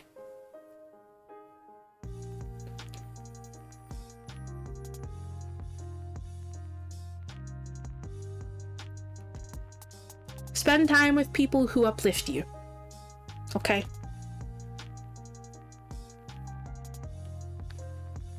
Spend time with people. Spend time where you're celebrated and not just tolerated. Okay?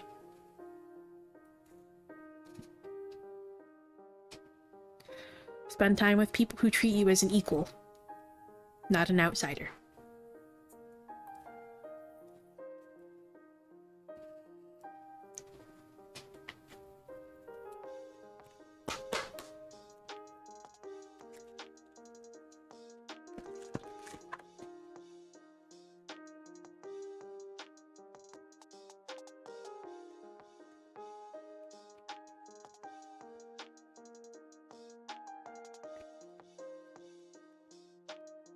Alright.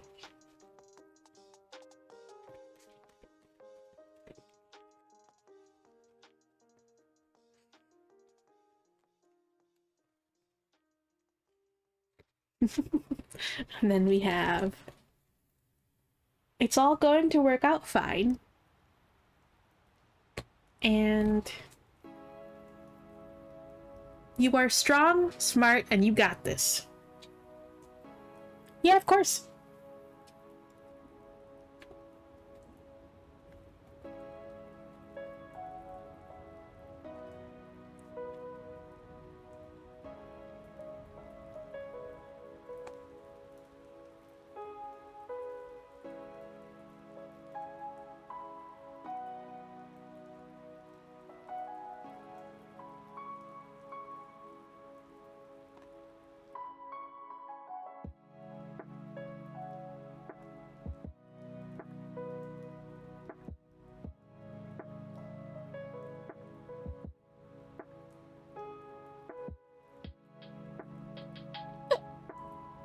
Oof.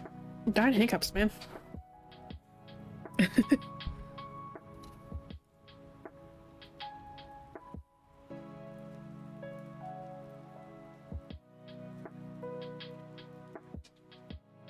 Okay.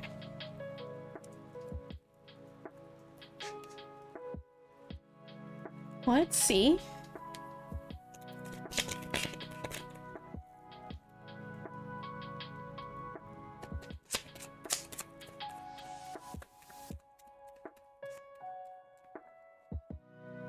Okay.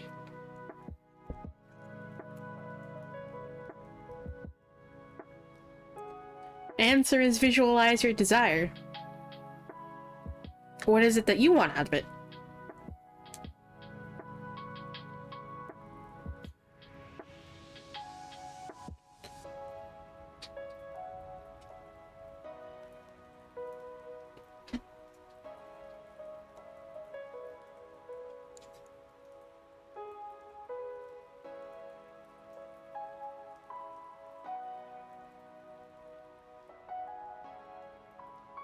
I hope that answer helps.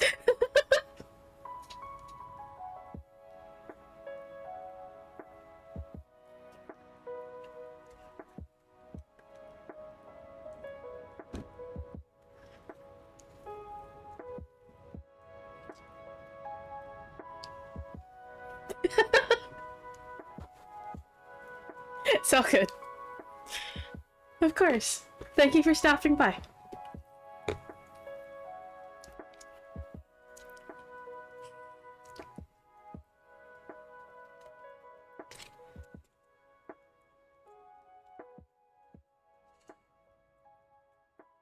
Alrighty. I hope that message helped.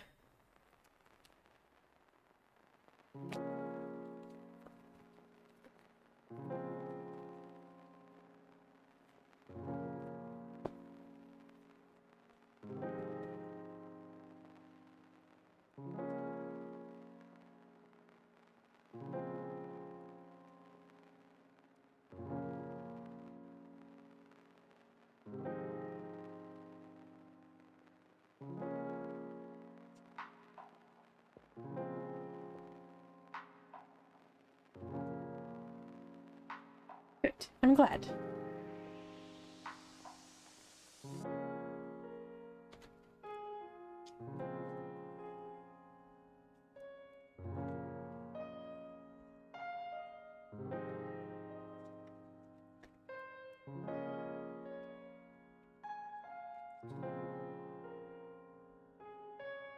I also do just kind of want to comment too. I'm not sure it was necessarily like, well, I know it wasn't directed at me, but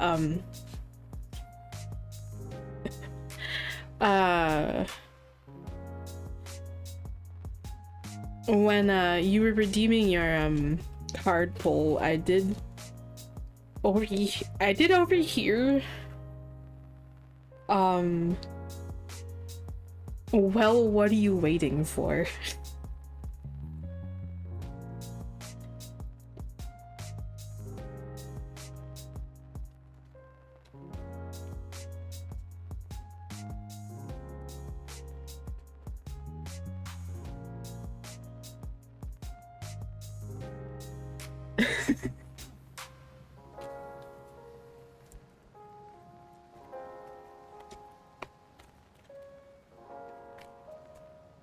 That was like before you redeemed your card.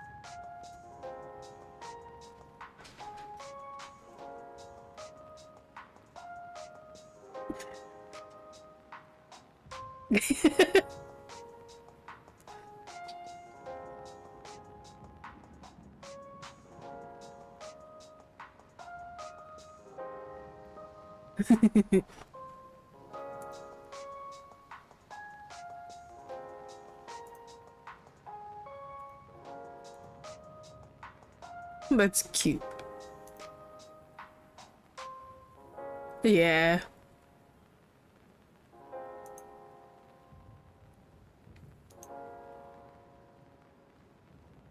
I also just realized I forgot to close the queue.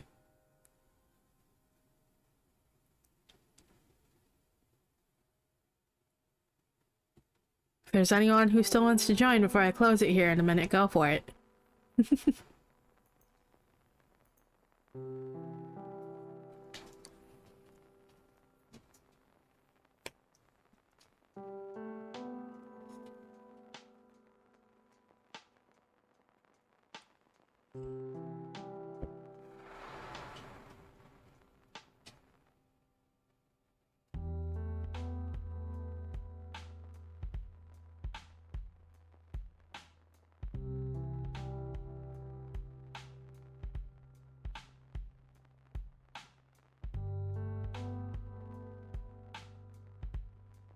Welcome back. And it's all good. Don't worry about it. I know you're here. I was just waiting.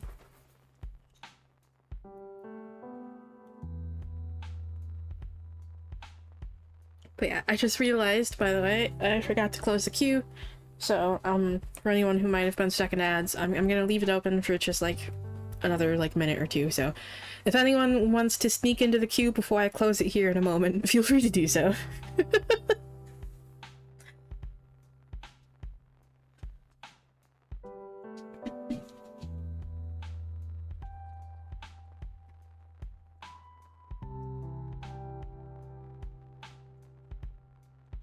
Alright. Let's see.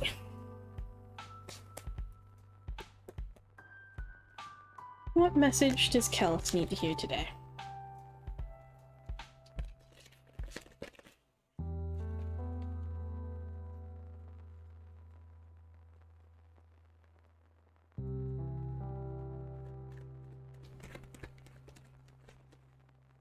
Well.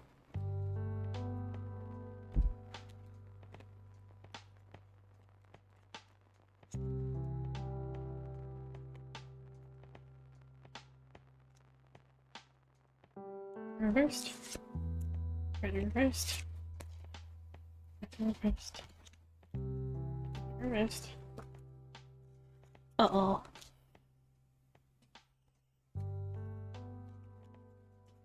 Reversed.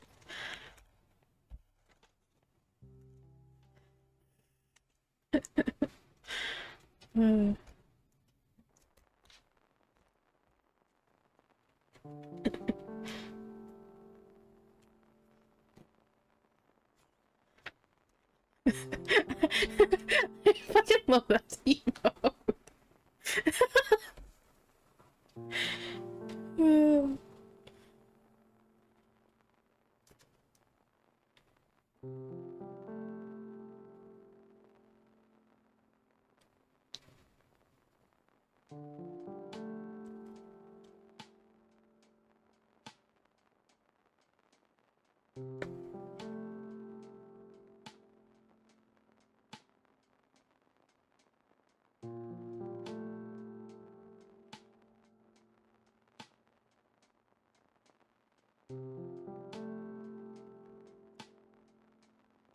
Okay, so we have the King of Cups,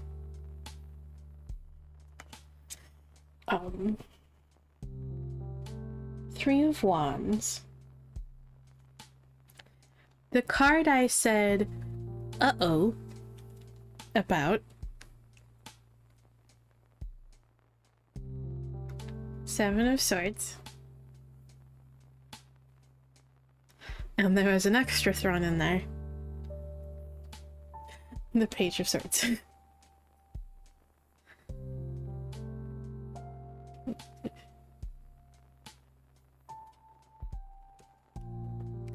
So.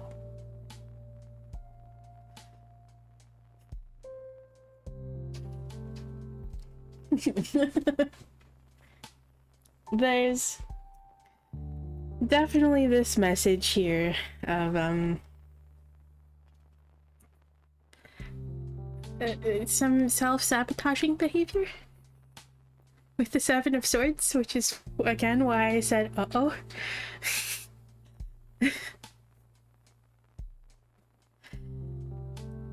Again, it's likely coming from this place of just kind of letting past experiences just kind of influence how we move forward. It's that constant looking over your shoulder, waiting for the hit to come, waiting for everything to go wrong again.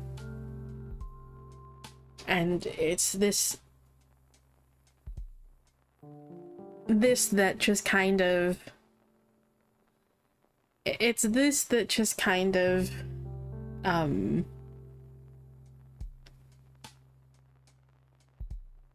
prevents us from moving forward in the way that we want to.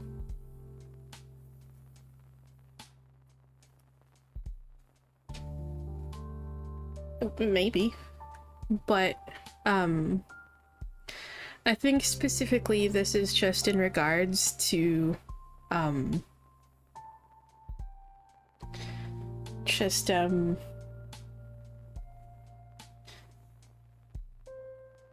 emotional state. You might be trying to shove these feelings away. Okay. Trying to shove them away because you feel like you don't have the capacity to deal with them. You feel like you don't have the ability to deal with them, rather. You feel like you don't have what it takes to actually deal with them and just properly sort them out and, you know, address them. You're probably going into this, like, mode of trying to fix them rather than allowing them to exist. Okay. They don't need fixing. They just need space to exist. Okay? And that's what you're being asked to do here. Give them space to exist. Don't try to shove them away. Don't try to avoid them. Don't try to just ignore them. Okay? Like, it's okay to feel those things. It's okay to still feel like burdens from past experiences, okay? But it's important that we don't continue to let them influence how we move forward with things, okay? It's important that we allow them the space to exist so that they can properly just be processed and dealt with, okay? It's not about fixing, it's about processing.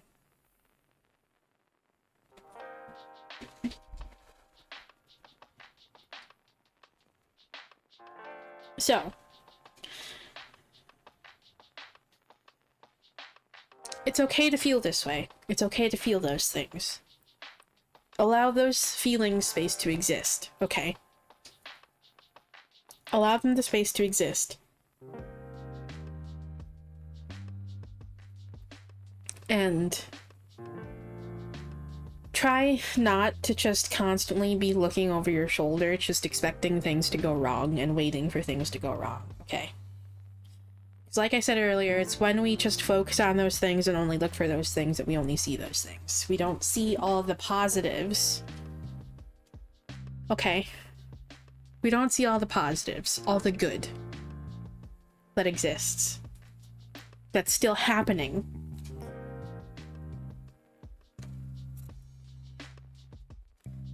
Because we're just so focused on only seeing the bad. Everything that went wrong.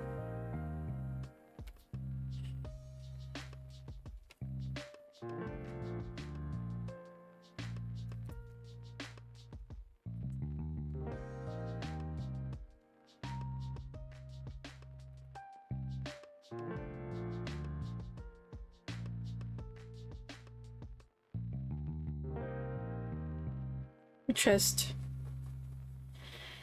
essentially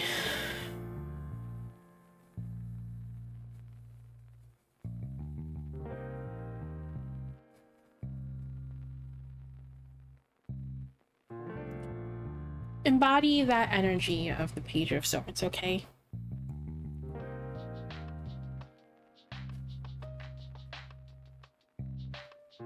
The energy of the Page of Swords is optimistic, it's curious. They like exploring, okay? They like adventure.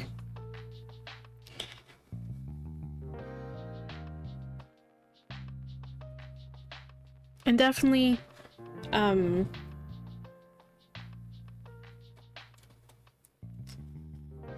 if you're dealing with a bit of imposter syndrome,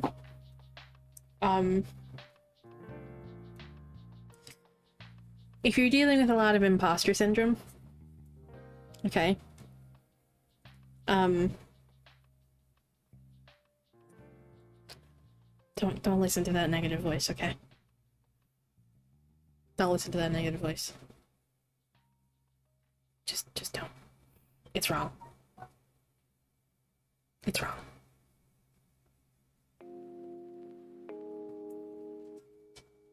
So before I forget, let me go close to Q. I forgot once again. My goodness.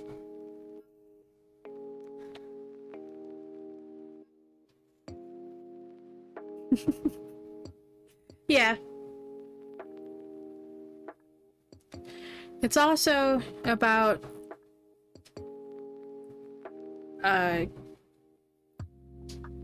being curious and open to exploring oneself, though. The Page of Swords is all about mental pursuits. Intellect.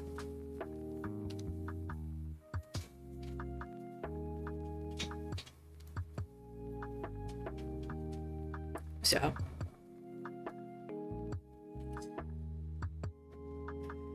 Definitely be like, don't be afraid to try new things, okay? Don't be afraid to be curious about yourself. Explore those feelings, okay? Don't let those fears, worries, and just like imposter syndrome that can oftentimes come with this get in your way, okay?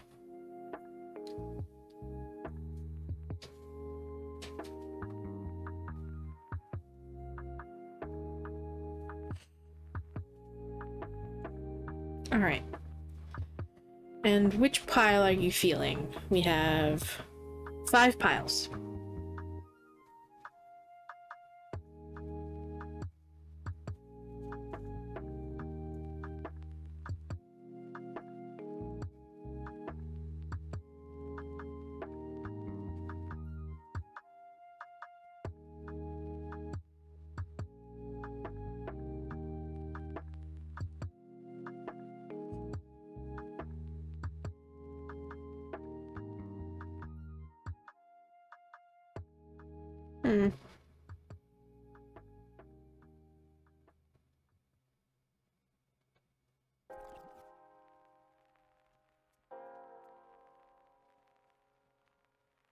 I don't know if this is gonna make any sense to you, but for some reason I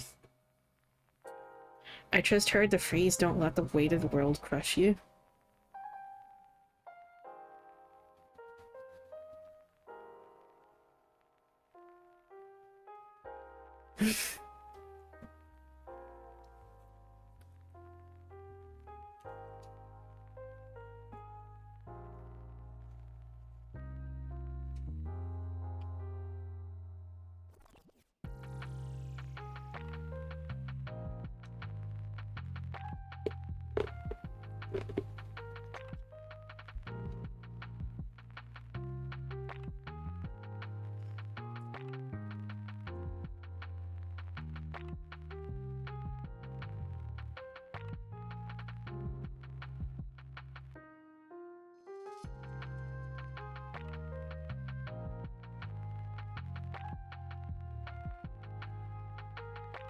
Yeah.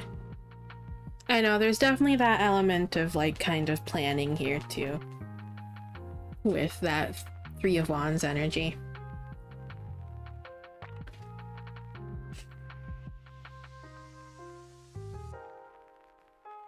I know that feeling.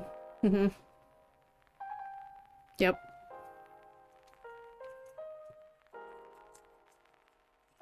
Ah, that was what I wanted to say earlier, but it just kind of disappeared out of my mind. Don't get bogged down in all the details. Okay.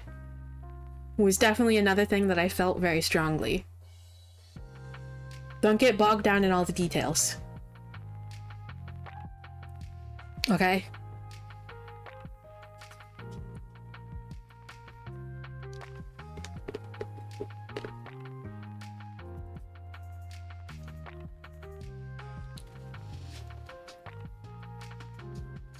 Alright. So,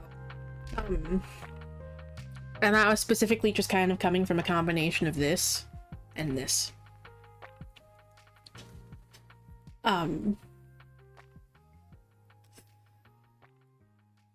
What pile? We have 5 of them.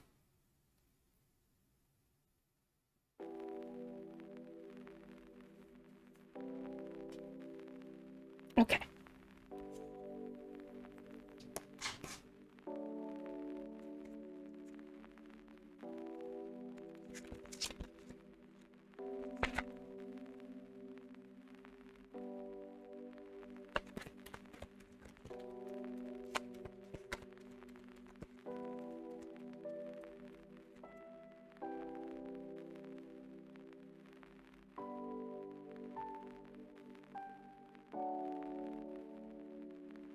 Oh. This one popped out. immediately, and I feel like this one's going to be like so fucking like on point.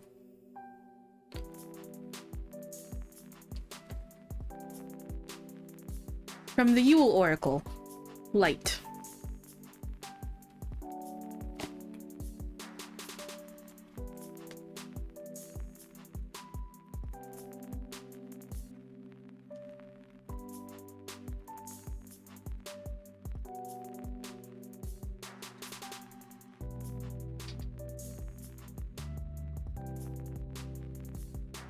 Okay.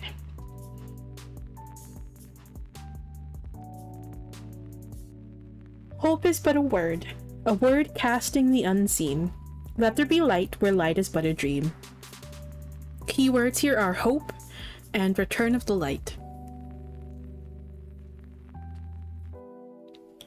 If there is one theme you should know about Yule, it's light. The entire celebration of Yule is an honoring of faith in warmer days to come. There is always light after the darkness, and spring will always come after winter.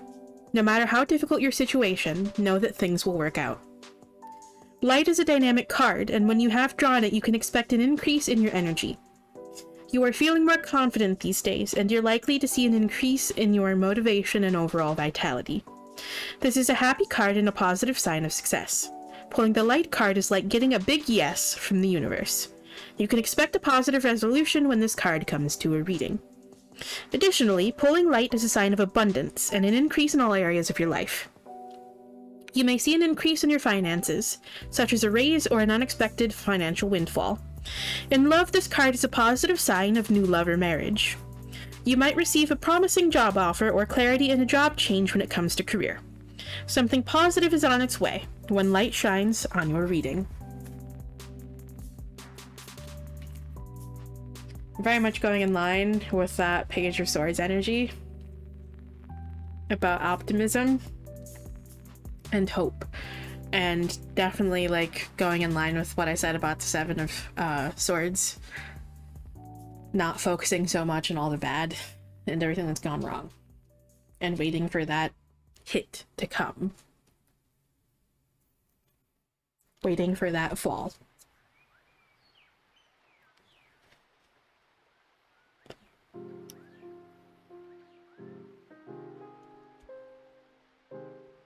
Okay, so know that things will get better, okay? Things will get better.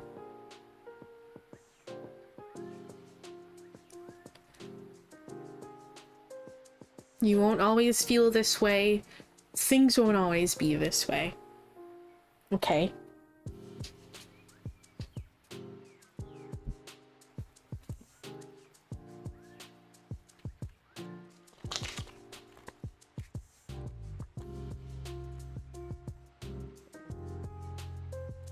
Deck is a pain in the ass to shuffle sometimes. I have to. These cards are so massive that I have to shuffle them sideways.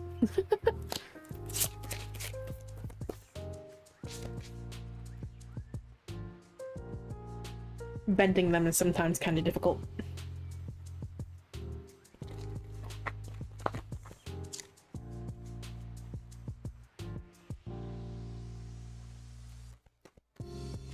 Oh, oh. Okay. Alrighty.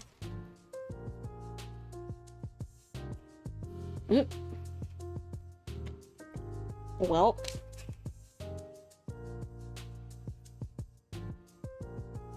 It's going to be okay.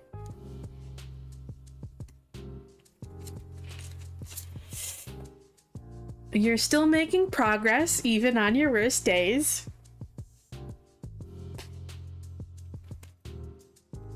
And you are not a burden. We are lucky to have you.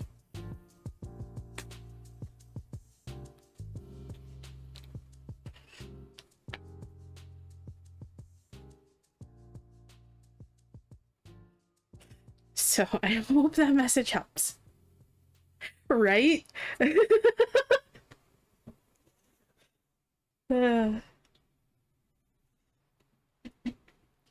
So again, there's no reason to be so hard on yourself, okay?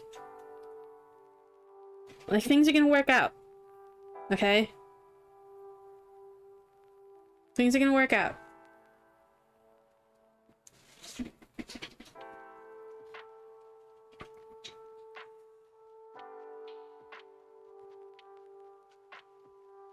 I know.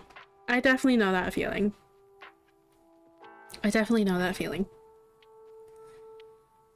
But I'm doing my best to just keep focusing on what's to come. Okay. I have, like, definite proof that things won't always be this way now. Because there are actually plans in place to change things in the near future. I won't be stuck here in this shitty motel anymore.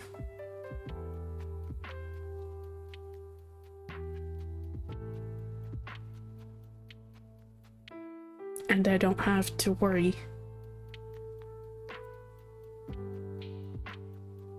about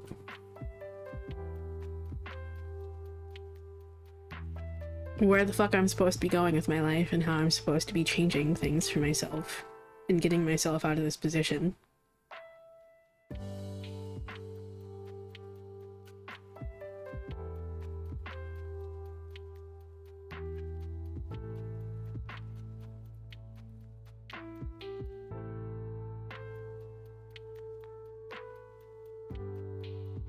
I won't have to worry about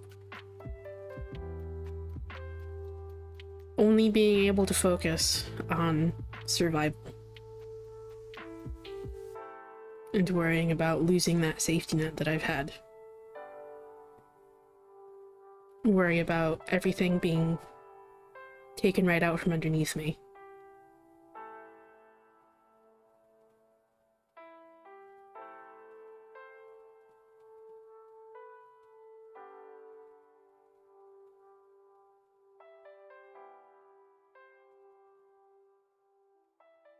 And I won't have to deal with all the shitty neighbors who are always loud as fuck.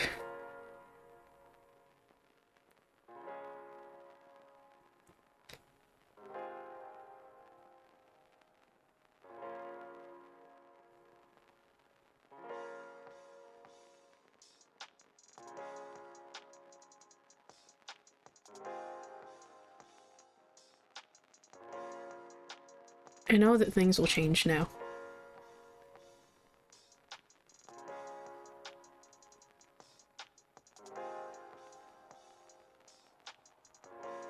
And I have a rough timeline of how long it'll take to finally get to that point.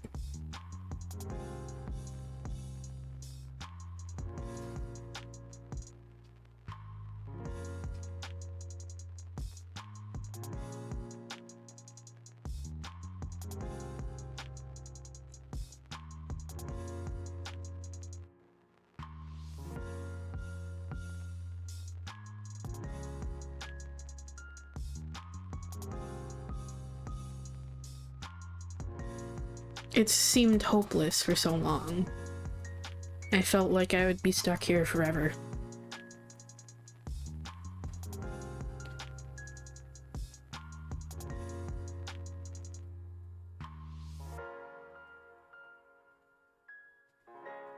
And when you're only focusing on those things, it can be hard to see anything else.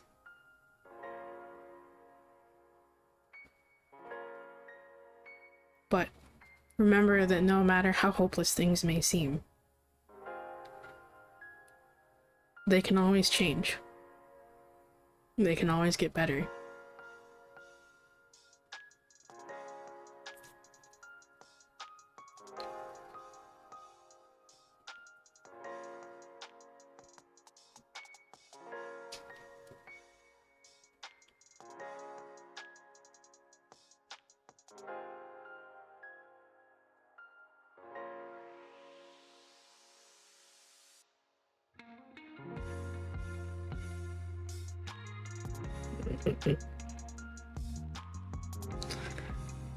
I mean, I already am, and I'm pretty certain that Mr. Sass already is, and a few of the others.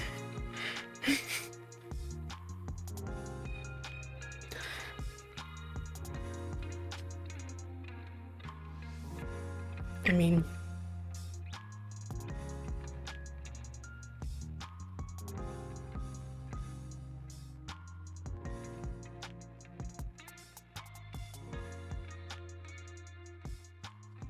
You know how much he always tries to just be my beacon of light.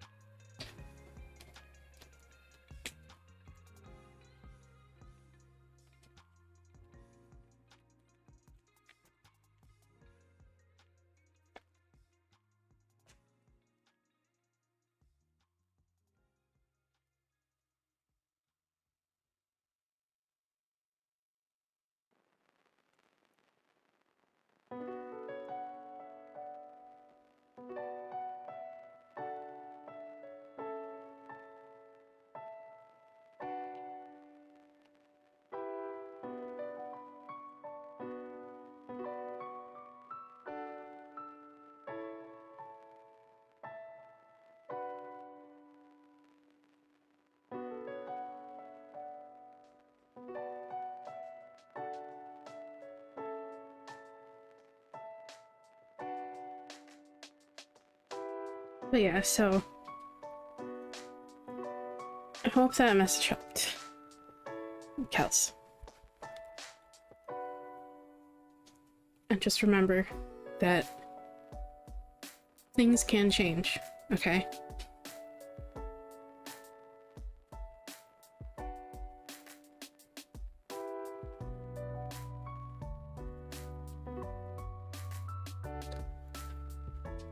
Just remember that things are still in motion, okay?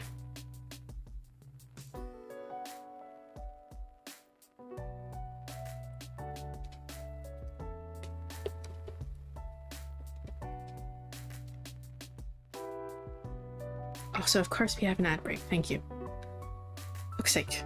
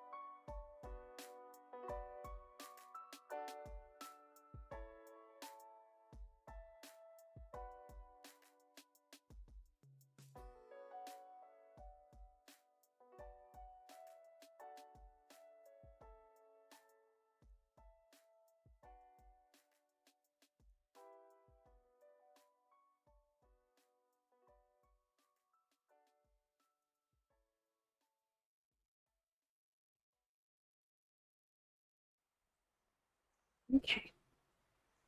Also,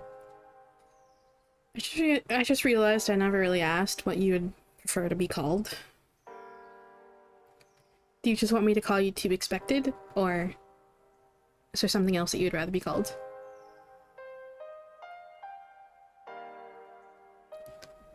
Okay.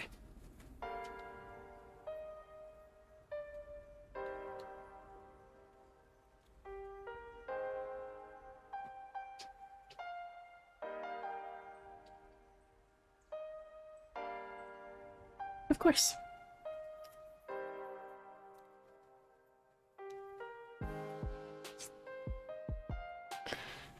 Alrighty.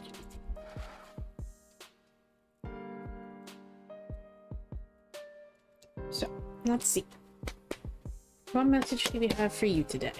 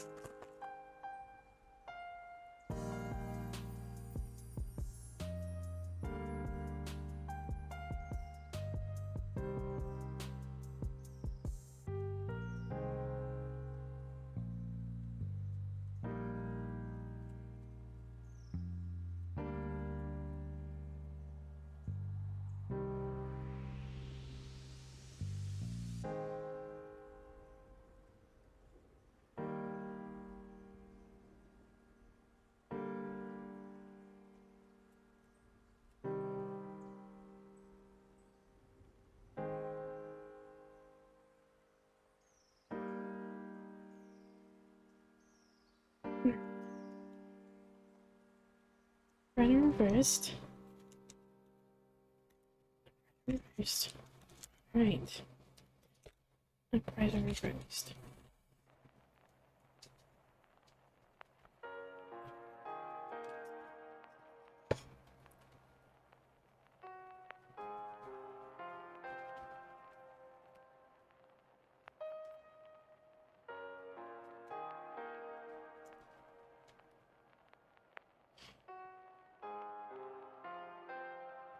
Okay. So, we have Death reversed. Oops.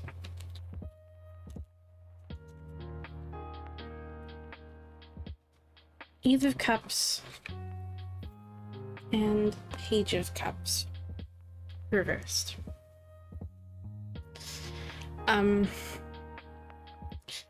This is telling me that there's just kind of definitely a resistance here, okay?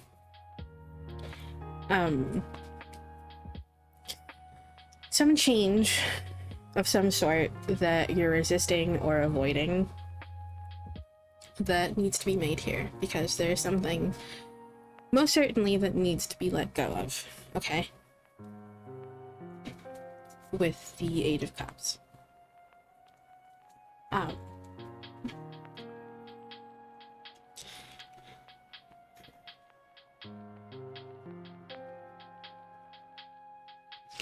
You might just kind of be afraid to just kind of look behind the curtain here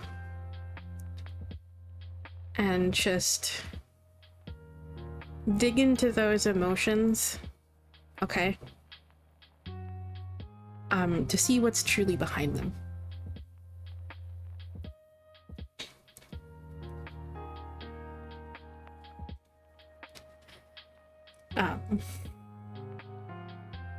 Is definitely kind of a vibe I'm getting from that.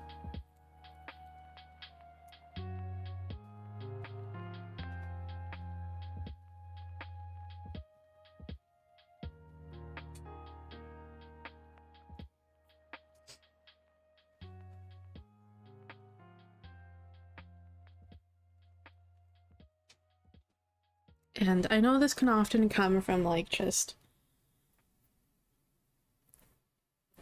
this can often come from a fear of just, like I said, of what we might find when we actually pull back that curtain and actually examine it a little closer. Okay?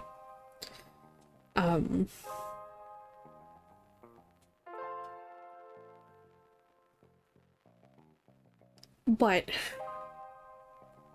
That, or we might be trying to categorize them, like categorize these feelings, make sense of them, and just try to put them into like neat little boxes. And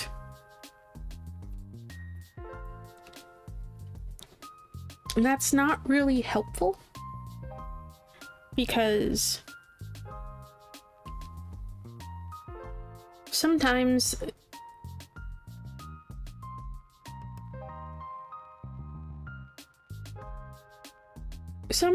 these things don't really make sense, okay? Trying to rationalize, like, things and the way we feel about things.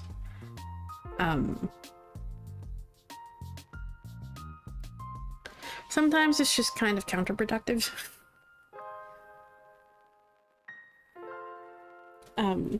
So if you're finding yourself doing this, and you're just kind of trying to make sense of things, trying to focus on fixing things, and just like giving up because you don't know what to do with those feelings and you're just trying to shove them away, just remember that you don't have to be trying to fix them, okay? Just let them exist. Let those feelings exist, because it's okay to feel that way, okay? It's okay to feel those things.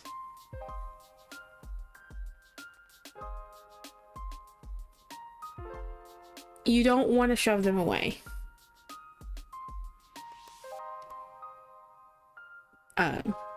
Even if it seems like you're not really doing anything with those emotions and those feelings, and you feel like you have to be doing something with them, like trying to fix them, I promise you, just like giving them the space to exist, even though it might seem like, again, it might not make sense and it might not seem like it's going to do anything, but just simply letting them exist and being with them does help with processing. I promise. The important thing is just to not shove them away, okay?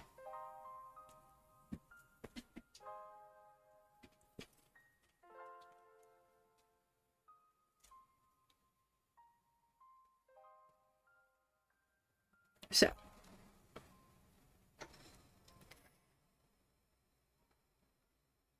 Just remember to do your best to just let them be, let them exist. Okay? Just do your best not to shove them away. And I know that's really, really hard sometimes, because it can be very overwhelming sometimes. It's okay if you need to temporarily distract yourself with things, okay? It's okay. It really is.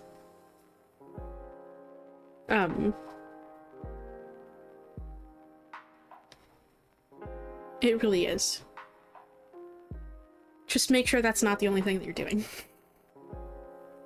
Because then that can also turn into another form of avoidance.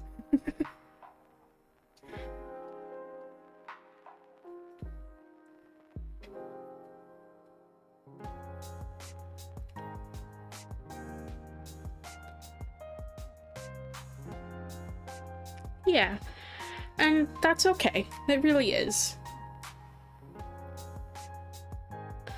It's okay. Yeah. Just doing things that are like relaxing and stuff. Doing things that we enjoy.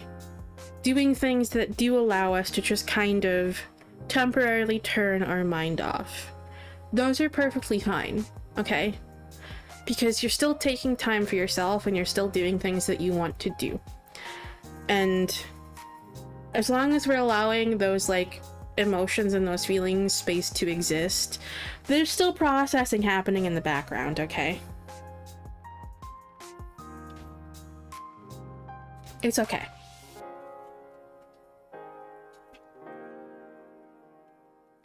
Just again, don't try to shove them away. When you find yourself just kind of feeling very bogged down by those things and they're weighing a little bit heavily on you, just remember to let them exist and that you don't have to identify with them, okay? You don't have to put too much energy into them, okay? You don't want to identify with them, meaning you don't want to, like, listen to them too much, okay? If you feed into that energy, into those, like, negative, like, thoughts, negative, like, thought patterns and stuff a little bit too much, then we just kind of enter this, like, negative thought loop. Like, when you find yourself just kind of beginning to just kind of, like, edge into that, like, negative thought loop, just try to disengage from it, okay? Try to disengage from it. And try not to identify with those feelings too much.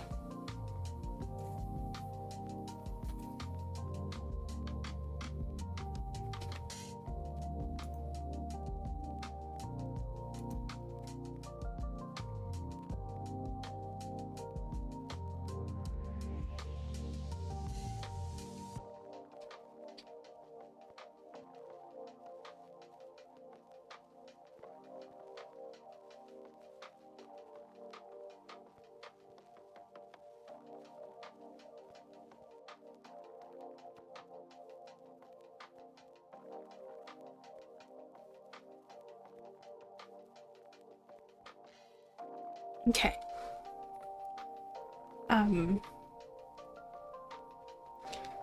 Hopefully you're still there. If you are, let me know what pile you want. We have 5 piles, just choose a number, whichever one's calling to you.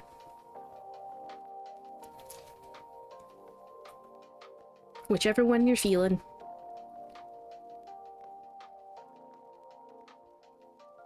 Yeah, I don't know what that temporary just, like, drop was. That was, like, really fucking weird.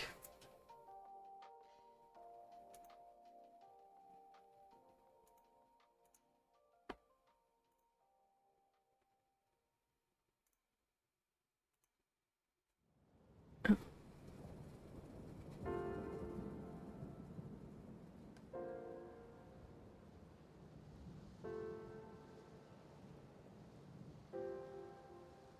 I'm not sure they're still here.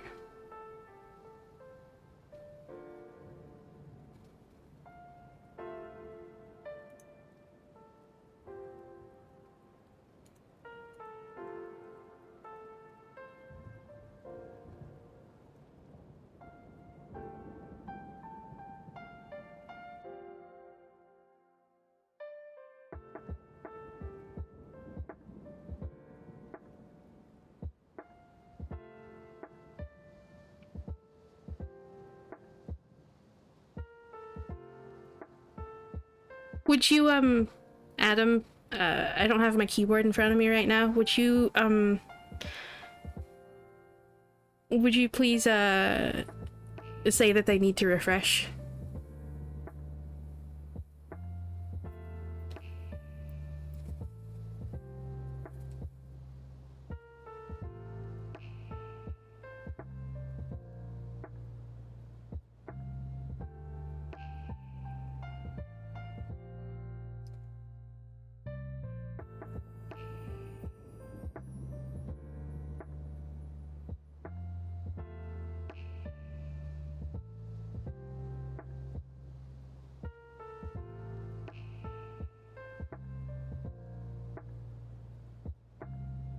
Oh.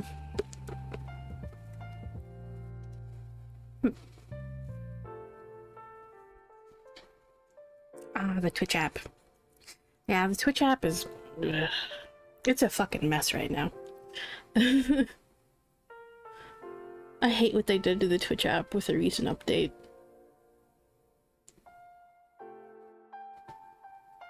Yep. Okay, good. Okay, so... Sorry, there's a temporary drop and, I disconnected, so... Everything seems to be fine now. Luckily.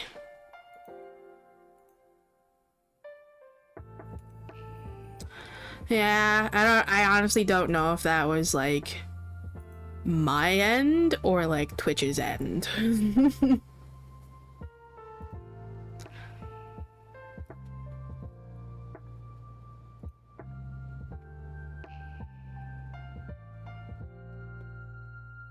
Because it looks like I completely just like switched to a different like server. I'm going to take a guess that it was Twitch. Or not. Yeah, like, there's definitely... I just dropped some frames. That one actually might be my internet. Okay. Okay, so I'm going to try my best to finish this up.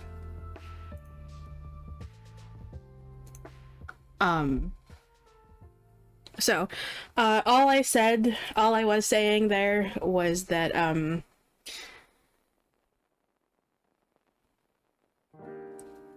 sometimes when we feed into this, like, these, like, feelings a little bit too much and these negative thoughts,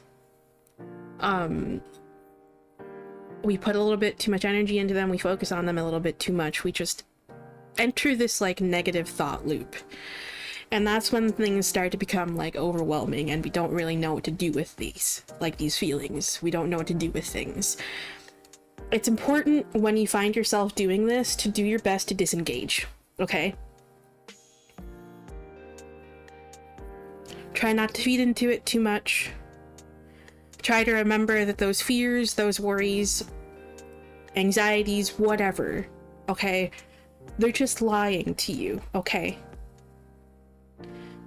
Because it's comfortable in that space, because it's what you know. And stepping outside of that comfort zone and into the unknown is scary. So, we just want to stay in that place. Those anxieties, fears, worries, whatever, they just want you to stay there because it's comfortable, okay? It's what's known. It's the known. The unknown is scary. So, just try to disengage from those thoughts when you start feeling yourself entering into that negative thought loop, okay? Do your best to remember that those anxieties, depression, sadness, worries, fears, whatever you may be dealing with, okay? Most of the time, they're lying to you. They just lie, okay? That negative, harsh inner critic is a liar. Okay? And try to redirect those thoughts into something else. Okay? Disengage from that negative thought loop. When you can. It takes practice. It's not going to be perfect at first. There are going to be missteps. It's important not to be hard on yourself when you start, like, falling into it again, okay? It's okay. It really is.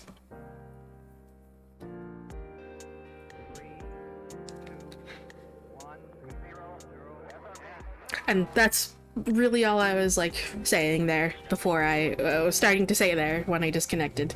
So, yeah.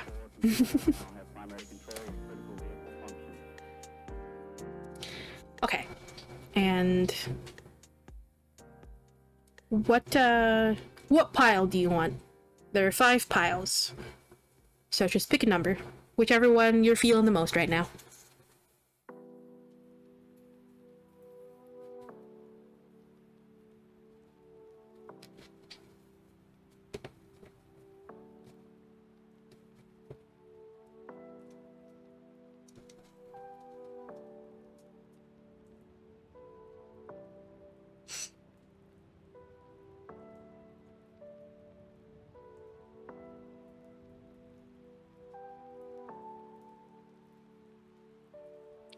Ah.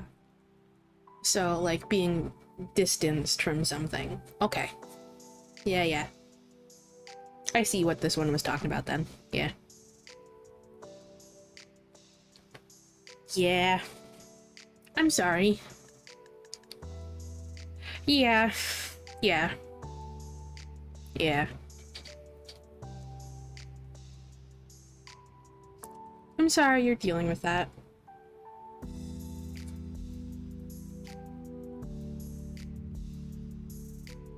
And I know,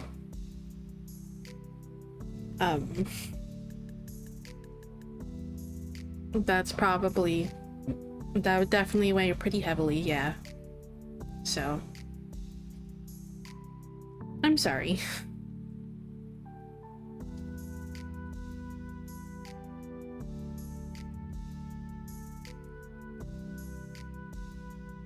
Aw. I'm sorry. Yeah.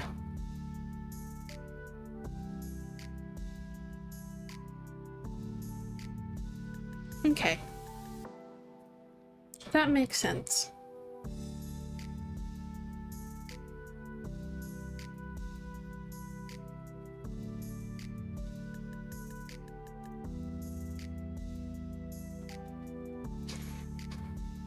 Okay. Let's see what we have for you. Yeah, still though. I'm sure it'll be, you know, like, that doesn't mean it's gonna be, like, any less rough. It's still, you know, like, distance from, you know, people that matter to you.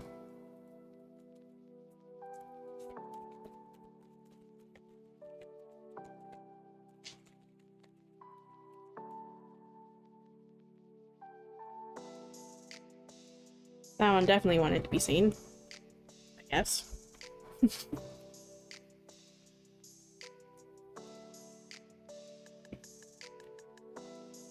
Okay, we have 3 cards here for you, actually. We have, looks like 2 from the Imbolc Oracle, and 1 from the Mabon Oracle. So we have Calming, Forged in Fire, and this is the one that really wanted to be seen, apparently, and Maple Tree. This one right here really wanted to be seen, because that was the one that was, like, peeking out here on camera. Alrighty, let's see what we got here.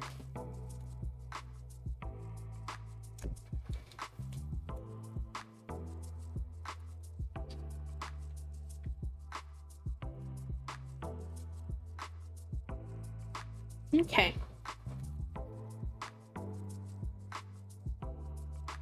Calming. I am here, present, ready to answer the call. Hear my beating roar coming back home to me. Keywords here are coming back home to the self, answering the call, and taking the action. You have pulled this card today as confirmation you are on the right path. What you have asked about is right for where you are at this time in your life, and you can expect your situation to work out in a way that feels comfortable and natural for you. There is a feeling of coming home to where you belong when receiving this card. Even if things are still a little rocky, know that this will soon be over and you are already moving towards bliss. This card serves as the yes card in this deck and also validates any idea, project, or relationship you are interested in moving forward with. Answer the call that is ringing in your soul, because the excitement and joy you feel is your higher self telling you this is what you are here on Earth to do or become. In some readings, this card indicates the need to spend more time at home or with family to heal any outstanding domestic troubles. Though there isn't much to be concerned about in moving forward as long as you're showing a willingness to overcome any problem. Oh. So. Yeah.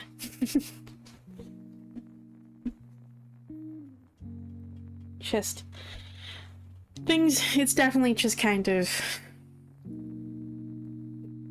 giving the vibe of just like things will be okay. Okay. It'll be okay. It's gonna be hard, yes, but it'll be okay.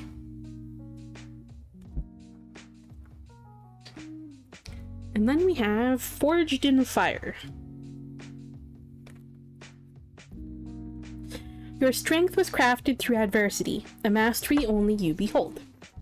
Keywords are mastery of a skill, completion of a task, and detail-oriented. Metalsmithing is a centuries-old practice that has literally been honed in fire over countless generations. A master smith knows quality work is in the details and will spend hours refining to create a superior product. A smith was a sacred part of a community, especially during ancient times of constant war. Blades, axes, and armor could make or break a soldier in battle, so taking shortcuts could have deadly consequences. This card guides you to look at the smaller details rather than focusing on the bigger picture.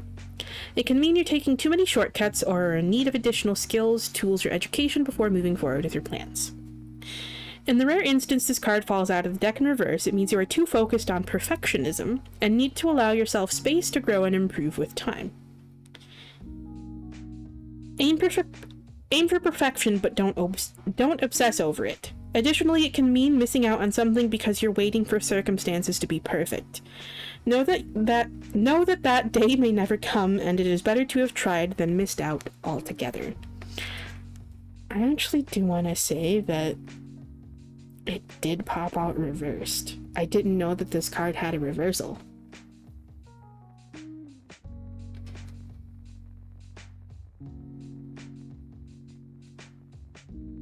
So.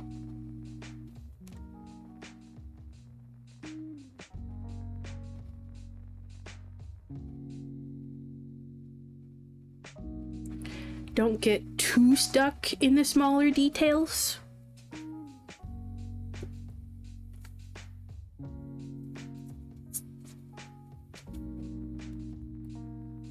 And then we have Maple Tree.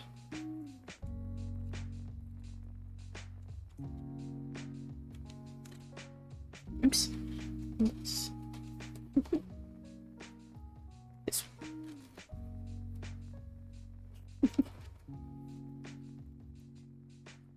Yeah. Yeah.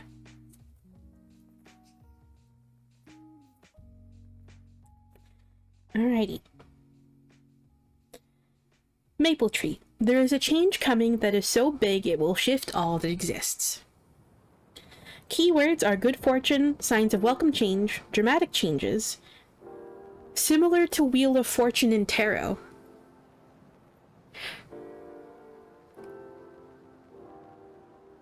I think that one actually flipped over for you. It didn't pop out, but it flipped over, I think.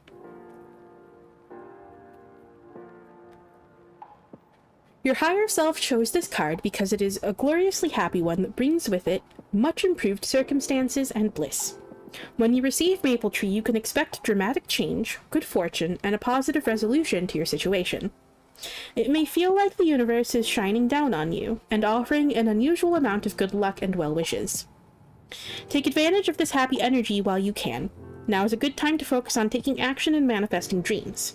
If you felt stagnant, receiving this card is a sign that your situation will begin to move forward and will resolve in your favor.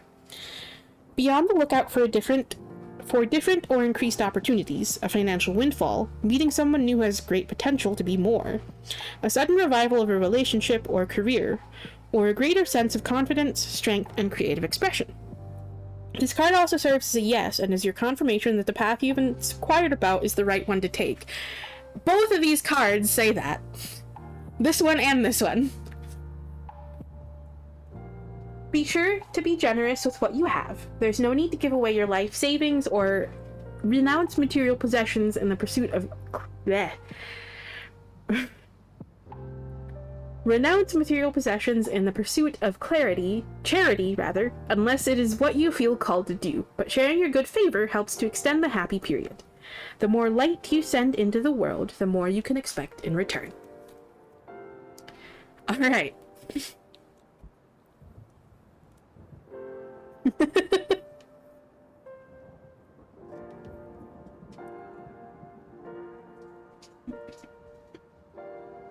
You have two cards saying you're on the right path.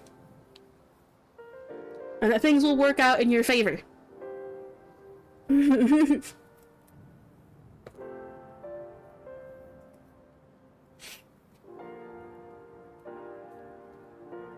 Ooh. Nice.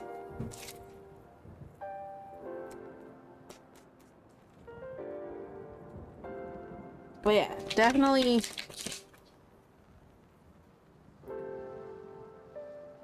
saying that there are some changes coming, okay?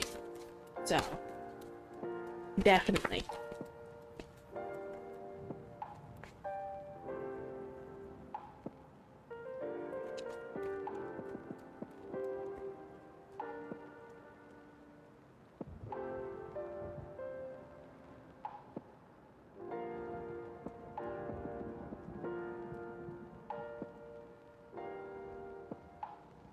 Alrighty. We have... Ooh. There's no need to be so hard on yourself. You're managing as best as you can. Okay. And you are strong, you are resilient, you will defeat this.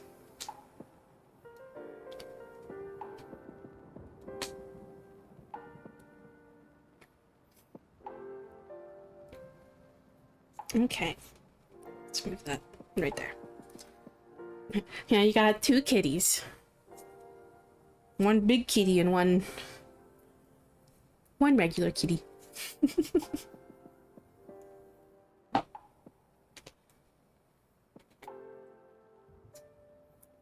Alrighty. Of course you have ads. Fuck.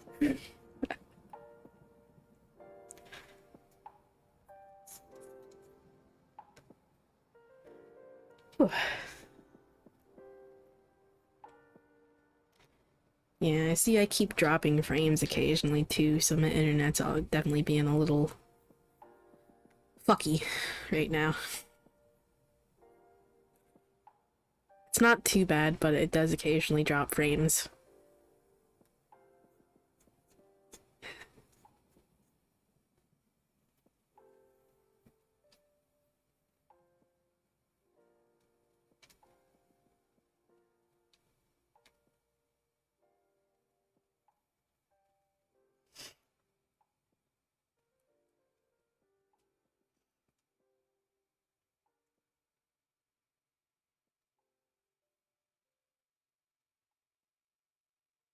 Do you now? That's actually a very, very common phrase around here. That is something I say all the time.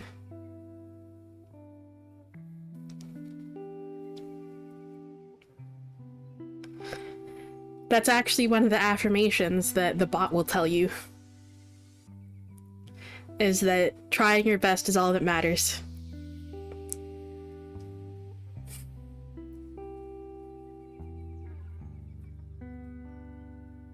Mm-hmm.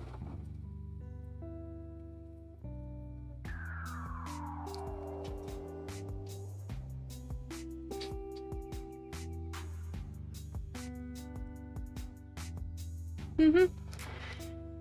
It's important to deal with, you know, like the not so great shit when it comes up, but putting too much energy in that isn't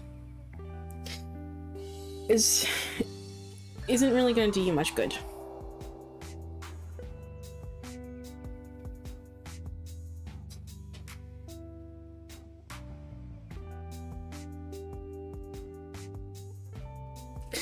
Egg, that definitely goes very, very in line with your reading.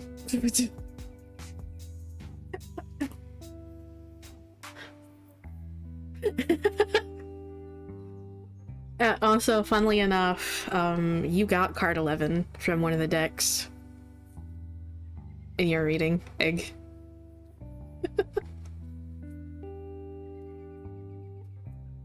Yup, it was the middle card that was 11. Uh-huh.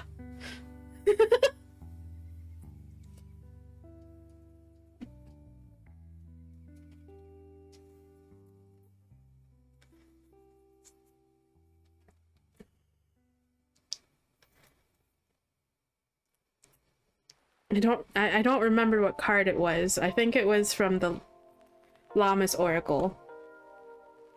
Mm-hmm.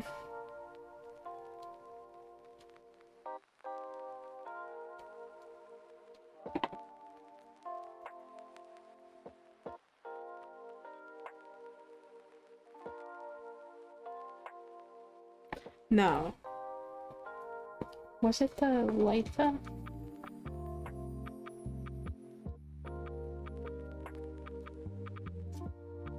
It was Litha. It was garden beds.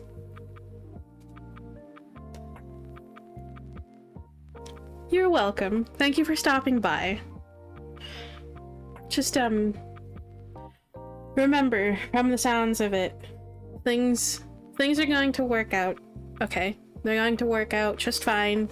Things are going to work out in your favor, okay? So don't, try not to stress yourself out too much about it. That doesn't mean it's going to be any easier. It's still going to be hard to be away, but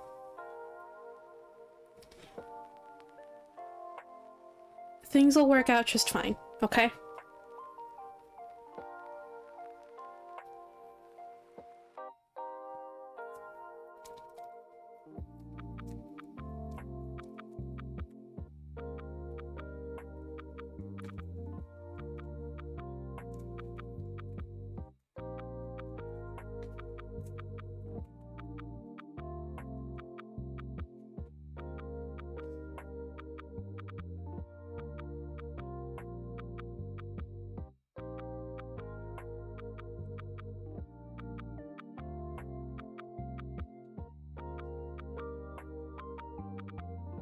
Alrighty.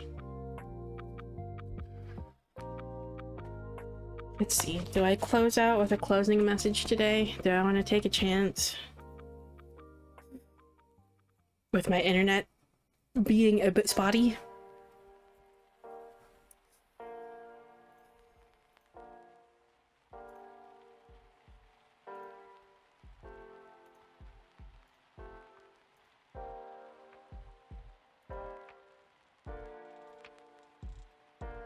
Yeah, we'll go for a closing message.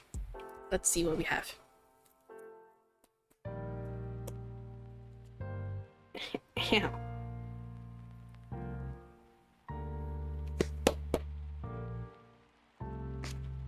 I mean, they're usually pretty short messages anyway.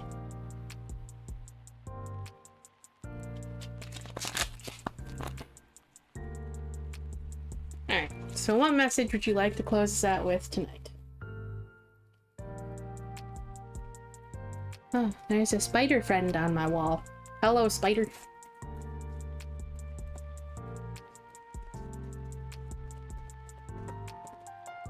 As long as you stay over there, we're good.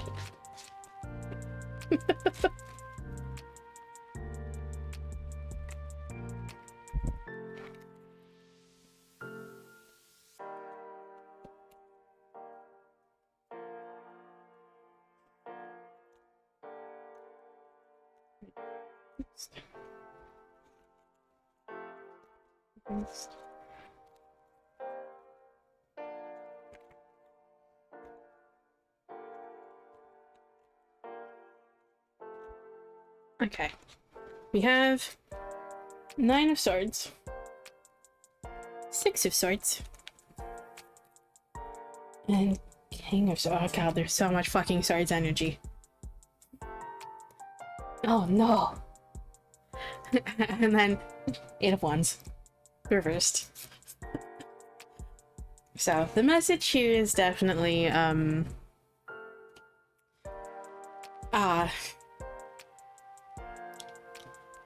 don't get too caught up, okay? The combination of with like the 8 of Wands and like the 9 of Swords. It's definitely don't get too caught up in like these anxieties, these worries, these fears, and just like all this, all that negative shit, okay? Don't get too caught up in that just like whirlwind of just a negative thought loop. Because that is the epitome of 9 of Swords energy.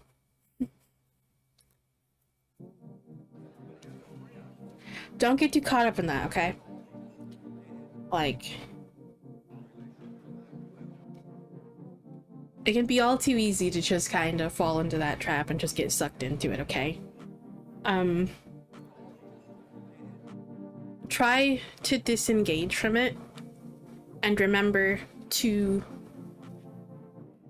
look ahead instead, okay? Because with the 6 of Swords, you're moving on. You're moving on from these things. You're moving on to like bigger and better things and just better shores, okay? With that 6 of Swords energy. Look to the future. Look to the positives. Look to those things that you're working on creating for yourself, okay? Remember to trust the process, trust that things will fall into place, and trust in yourself, okay? Believe in yourself, trust in yourself. Stay true to yourself with that King of Swords energy, okay?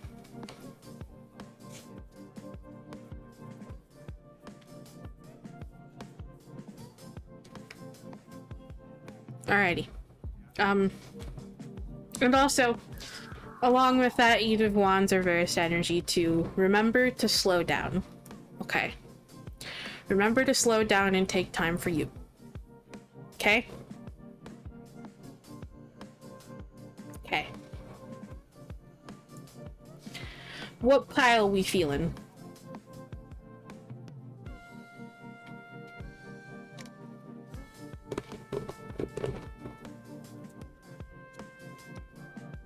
I think I'm feeling 5. I think we've done everything but 5.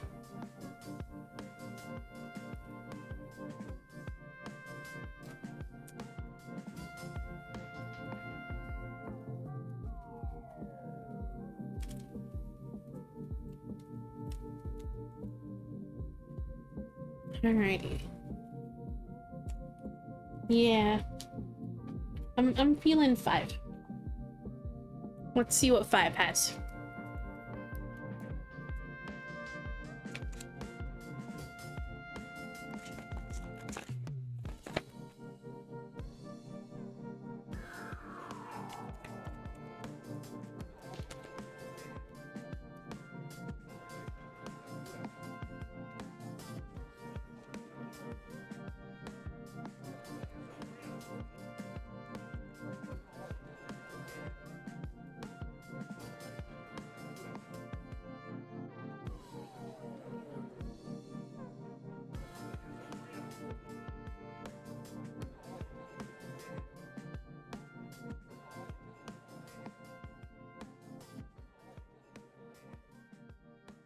Okay. Nope, I see a little bit of a drop again. I swear to fuck, you better hold on, internet. Please, just hold on. Alright. Oh boy. We have... Farmhouse. Gatherings. We have 2 17s here.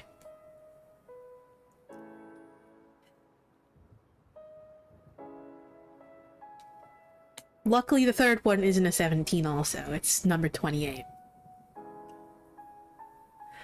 This is from the Lammas Oracle? Yeah.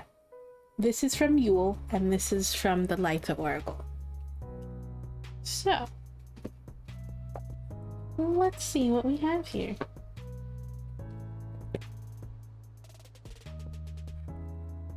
Alright. Farmhouse.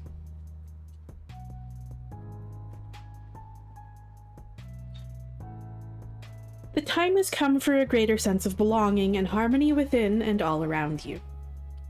Keywords are homey, comforting, and familiar. There's no place like home, the iconic Dorothy said as she clicks her red heels to return to her family's farmhouse in Kansas. We all have such a place that feels comfortable and familiar, whether that's a physical place such as your childhood home, a space you established for yourself, or an imaginary realm in a book or one crafted inside your mind.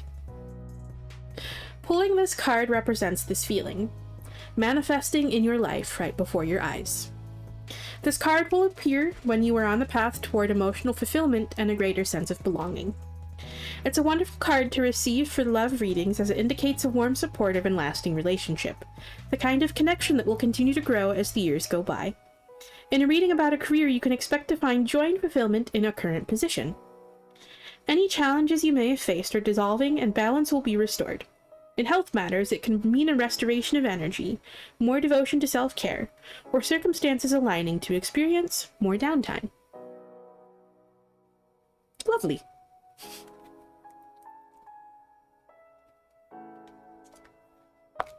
And then gatherings from Yule.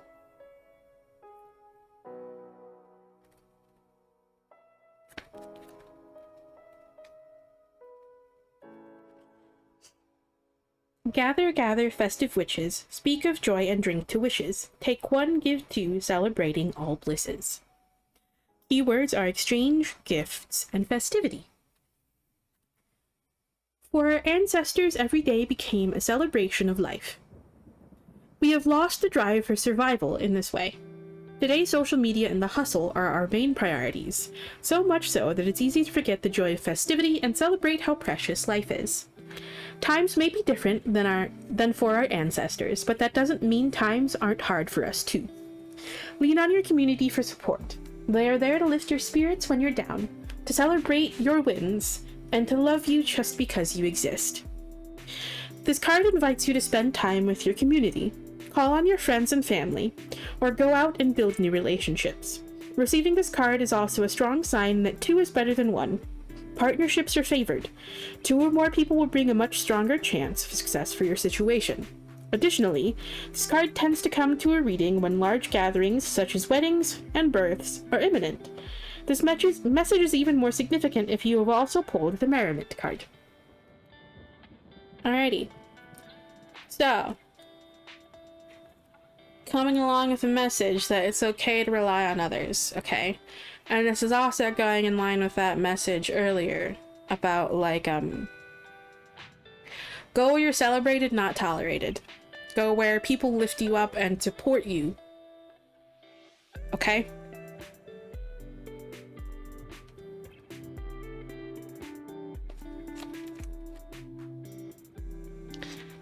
And finally, we have peonies.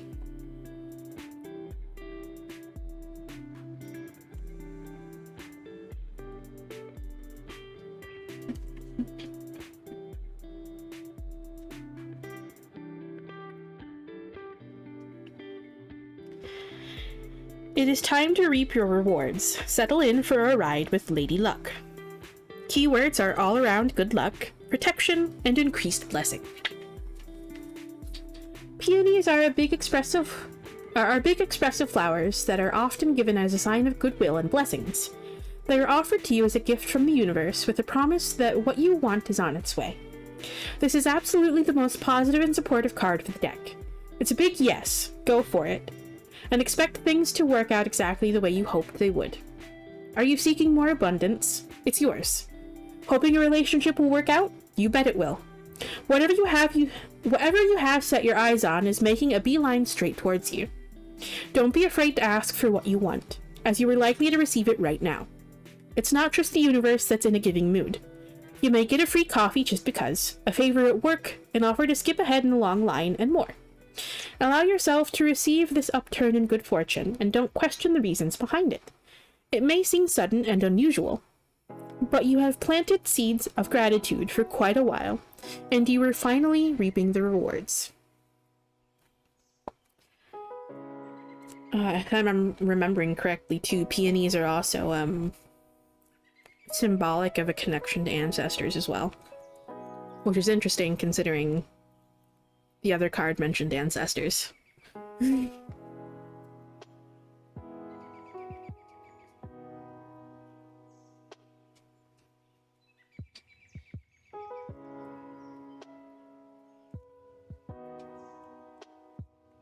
So, there was that message with peonies in the keywords of protection, okay?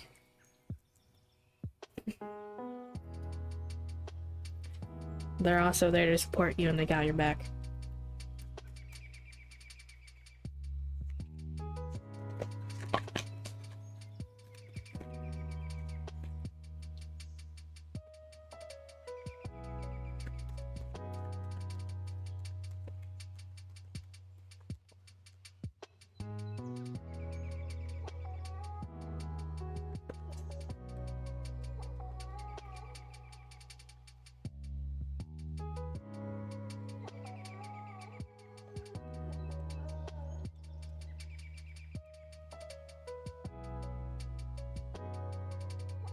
Alright.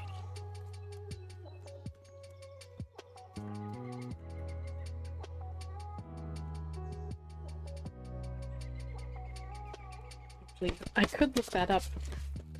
I literally have a book right next to me about plant witchery. So give me a second after I get these cards out here. And I'll read the entry for peonies.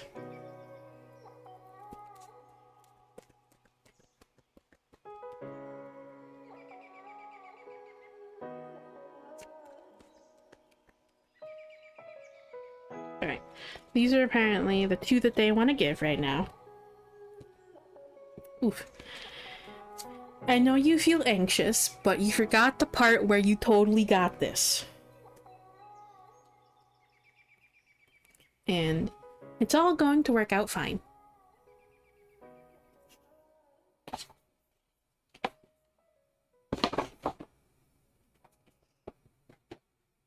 Alrighty, and let's see.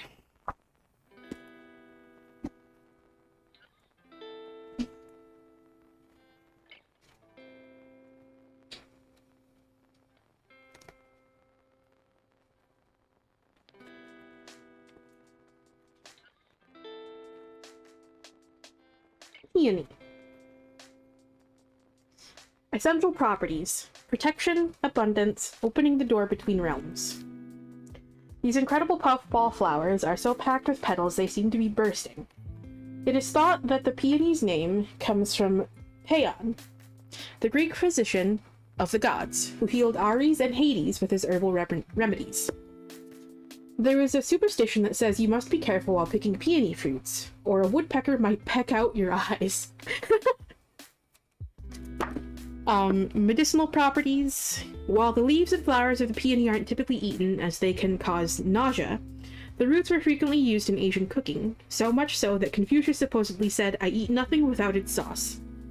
The roots of the peony are prized in Chinese medicine for their wound healing qualities. Peony root is also calming, making it a good treatment for cough, nerve pain, and headaches. Peony can also be used to treat menstrual pain and be given to ensure a healthy pregnancy, but be careful and do your research as dosages can be tricky. Okay. Magical properties. Peony is truly special. When cared for properly, she will grow for 100 years or more, making her a powerful support for any spell work dealing with longevity. You can also incorporate her into any kind of spell you want to make sure it will last. Any kind of spell you want to make sure will last for a long time. For this kind of magic, use the root or seeds. Peony is also great for stability, grounding, and protection spells. She wants us to work smarter, not harder. That was literally a fucking message earlier, that's funny. When you need to slow down and get organized, Peony is your gal. I especially love to add the root and flower to my baths whenever I feel I need to ground myself. When mixed with water, they fill me with a calm, blissful feeling. For protection, take peony seeds and place them on each side of your front door or in the corners of the room. I often place peony seeds in the corners of my kids' bedrooms. And plant wisdom. Aha! Peony wants to help you connect with your ancestors, as she understands the importance of knowledge passed down over time. You can make a tea of peony by bringing some water to a boil and steeping the petals and root for 10 to 15 minutes. Place this tea on your altar as an offering and a gateway. She will invite them in, creating a safe space for communication. If peony appears in your dreams, that means good fortune is on its way. Well.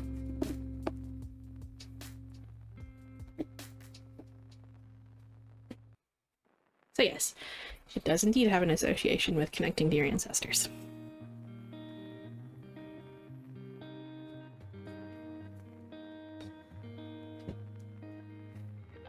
Which makes sense given its association with, like, longevity, so. But anyway. I hope that message helped for whoever needed to hear it. Unfortunately, though, with that, it's time for me to call it here. Thank you all for stopping by. Whether you joined the queue, talked in chat, or just lurked, I appreciate you sharing your time with me. I hope to see you all again soon, but bye for now.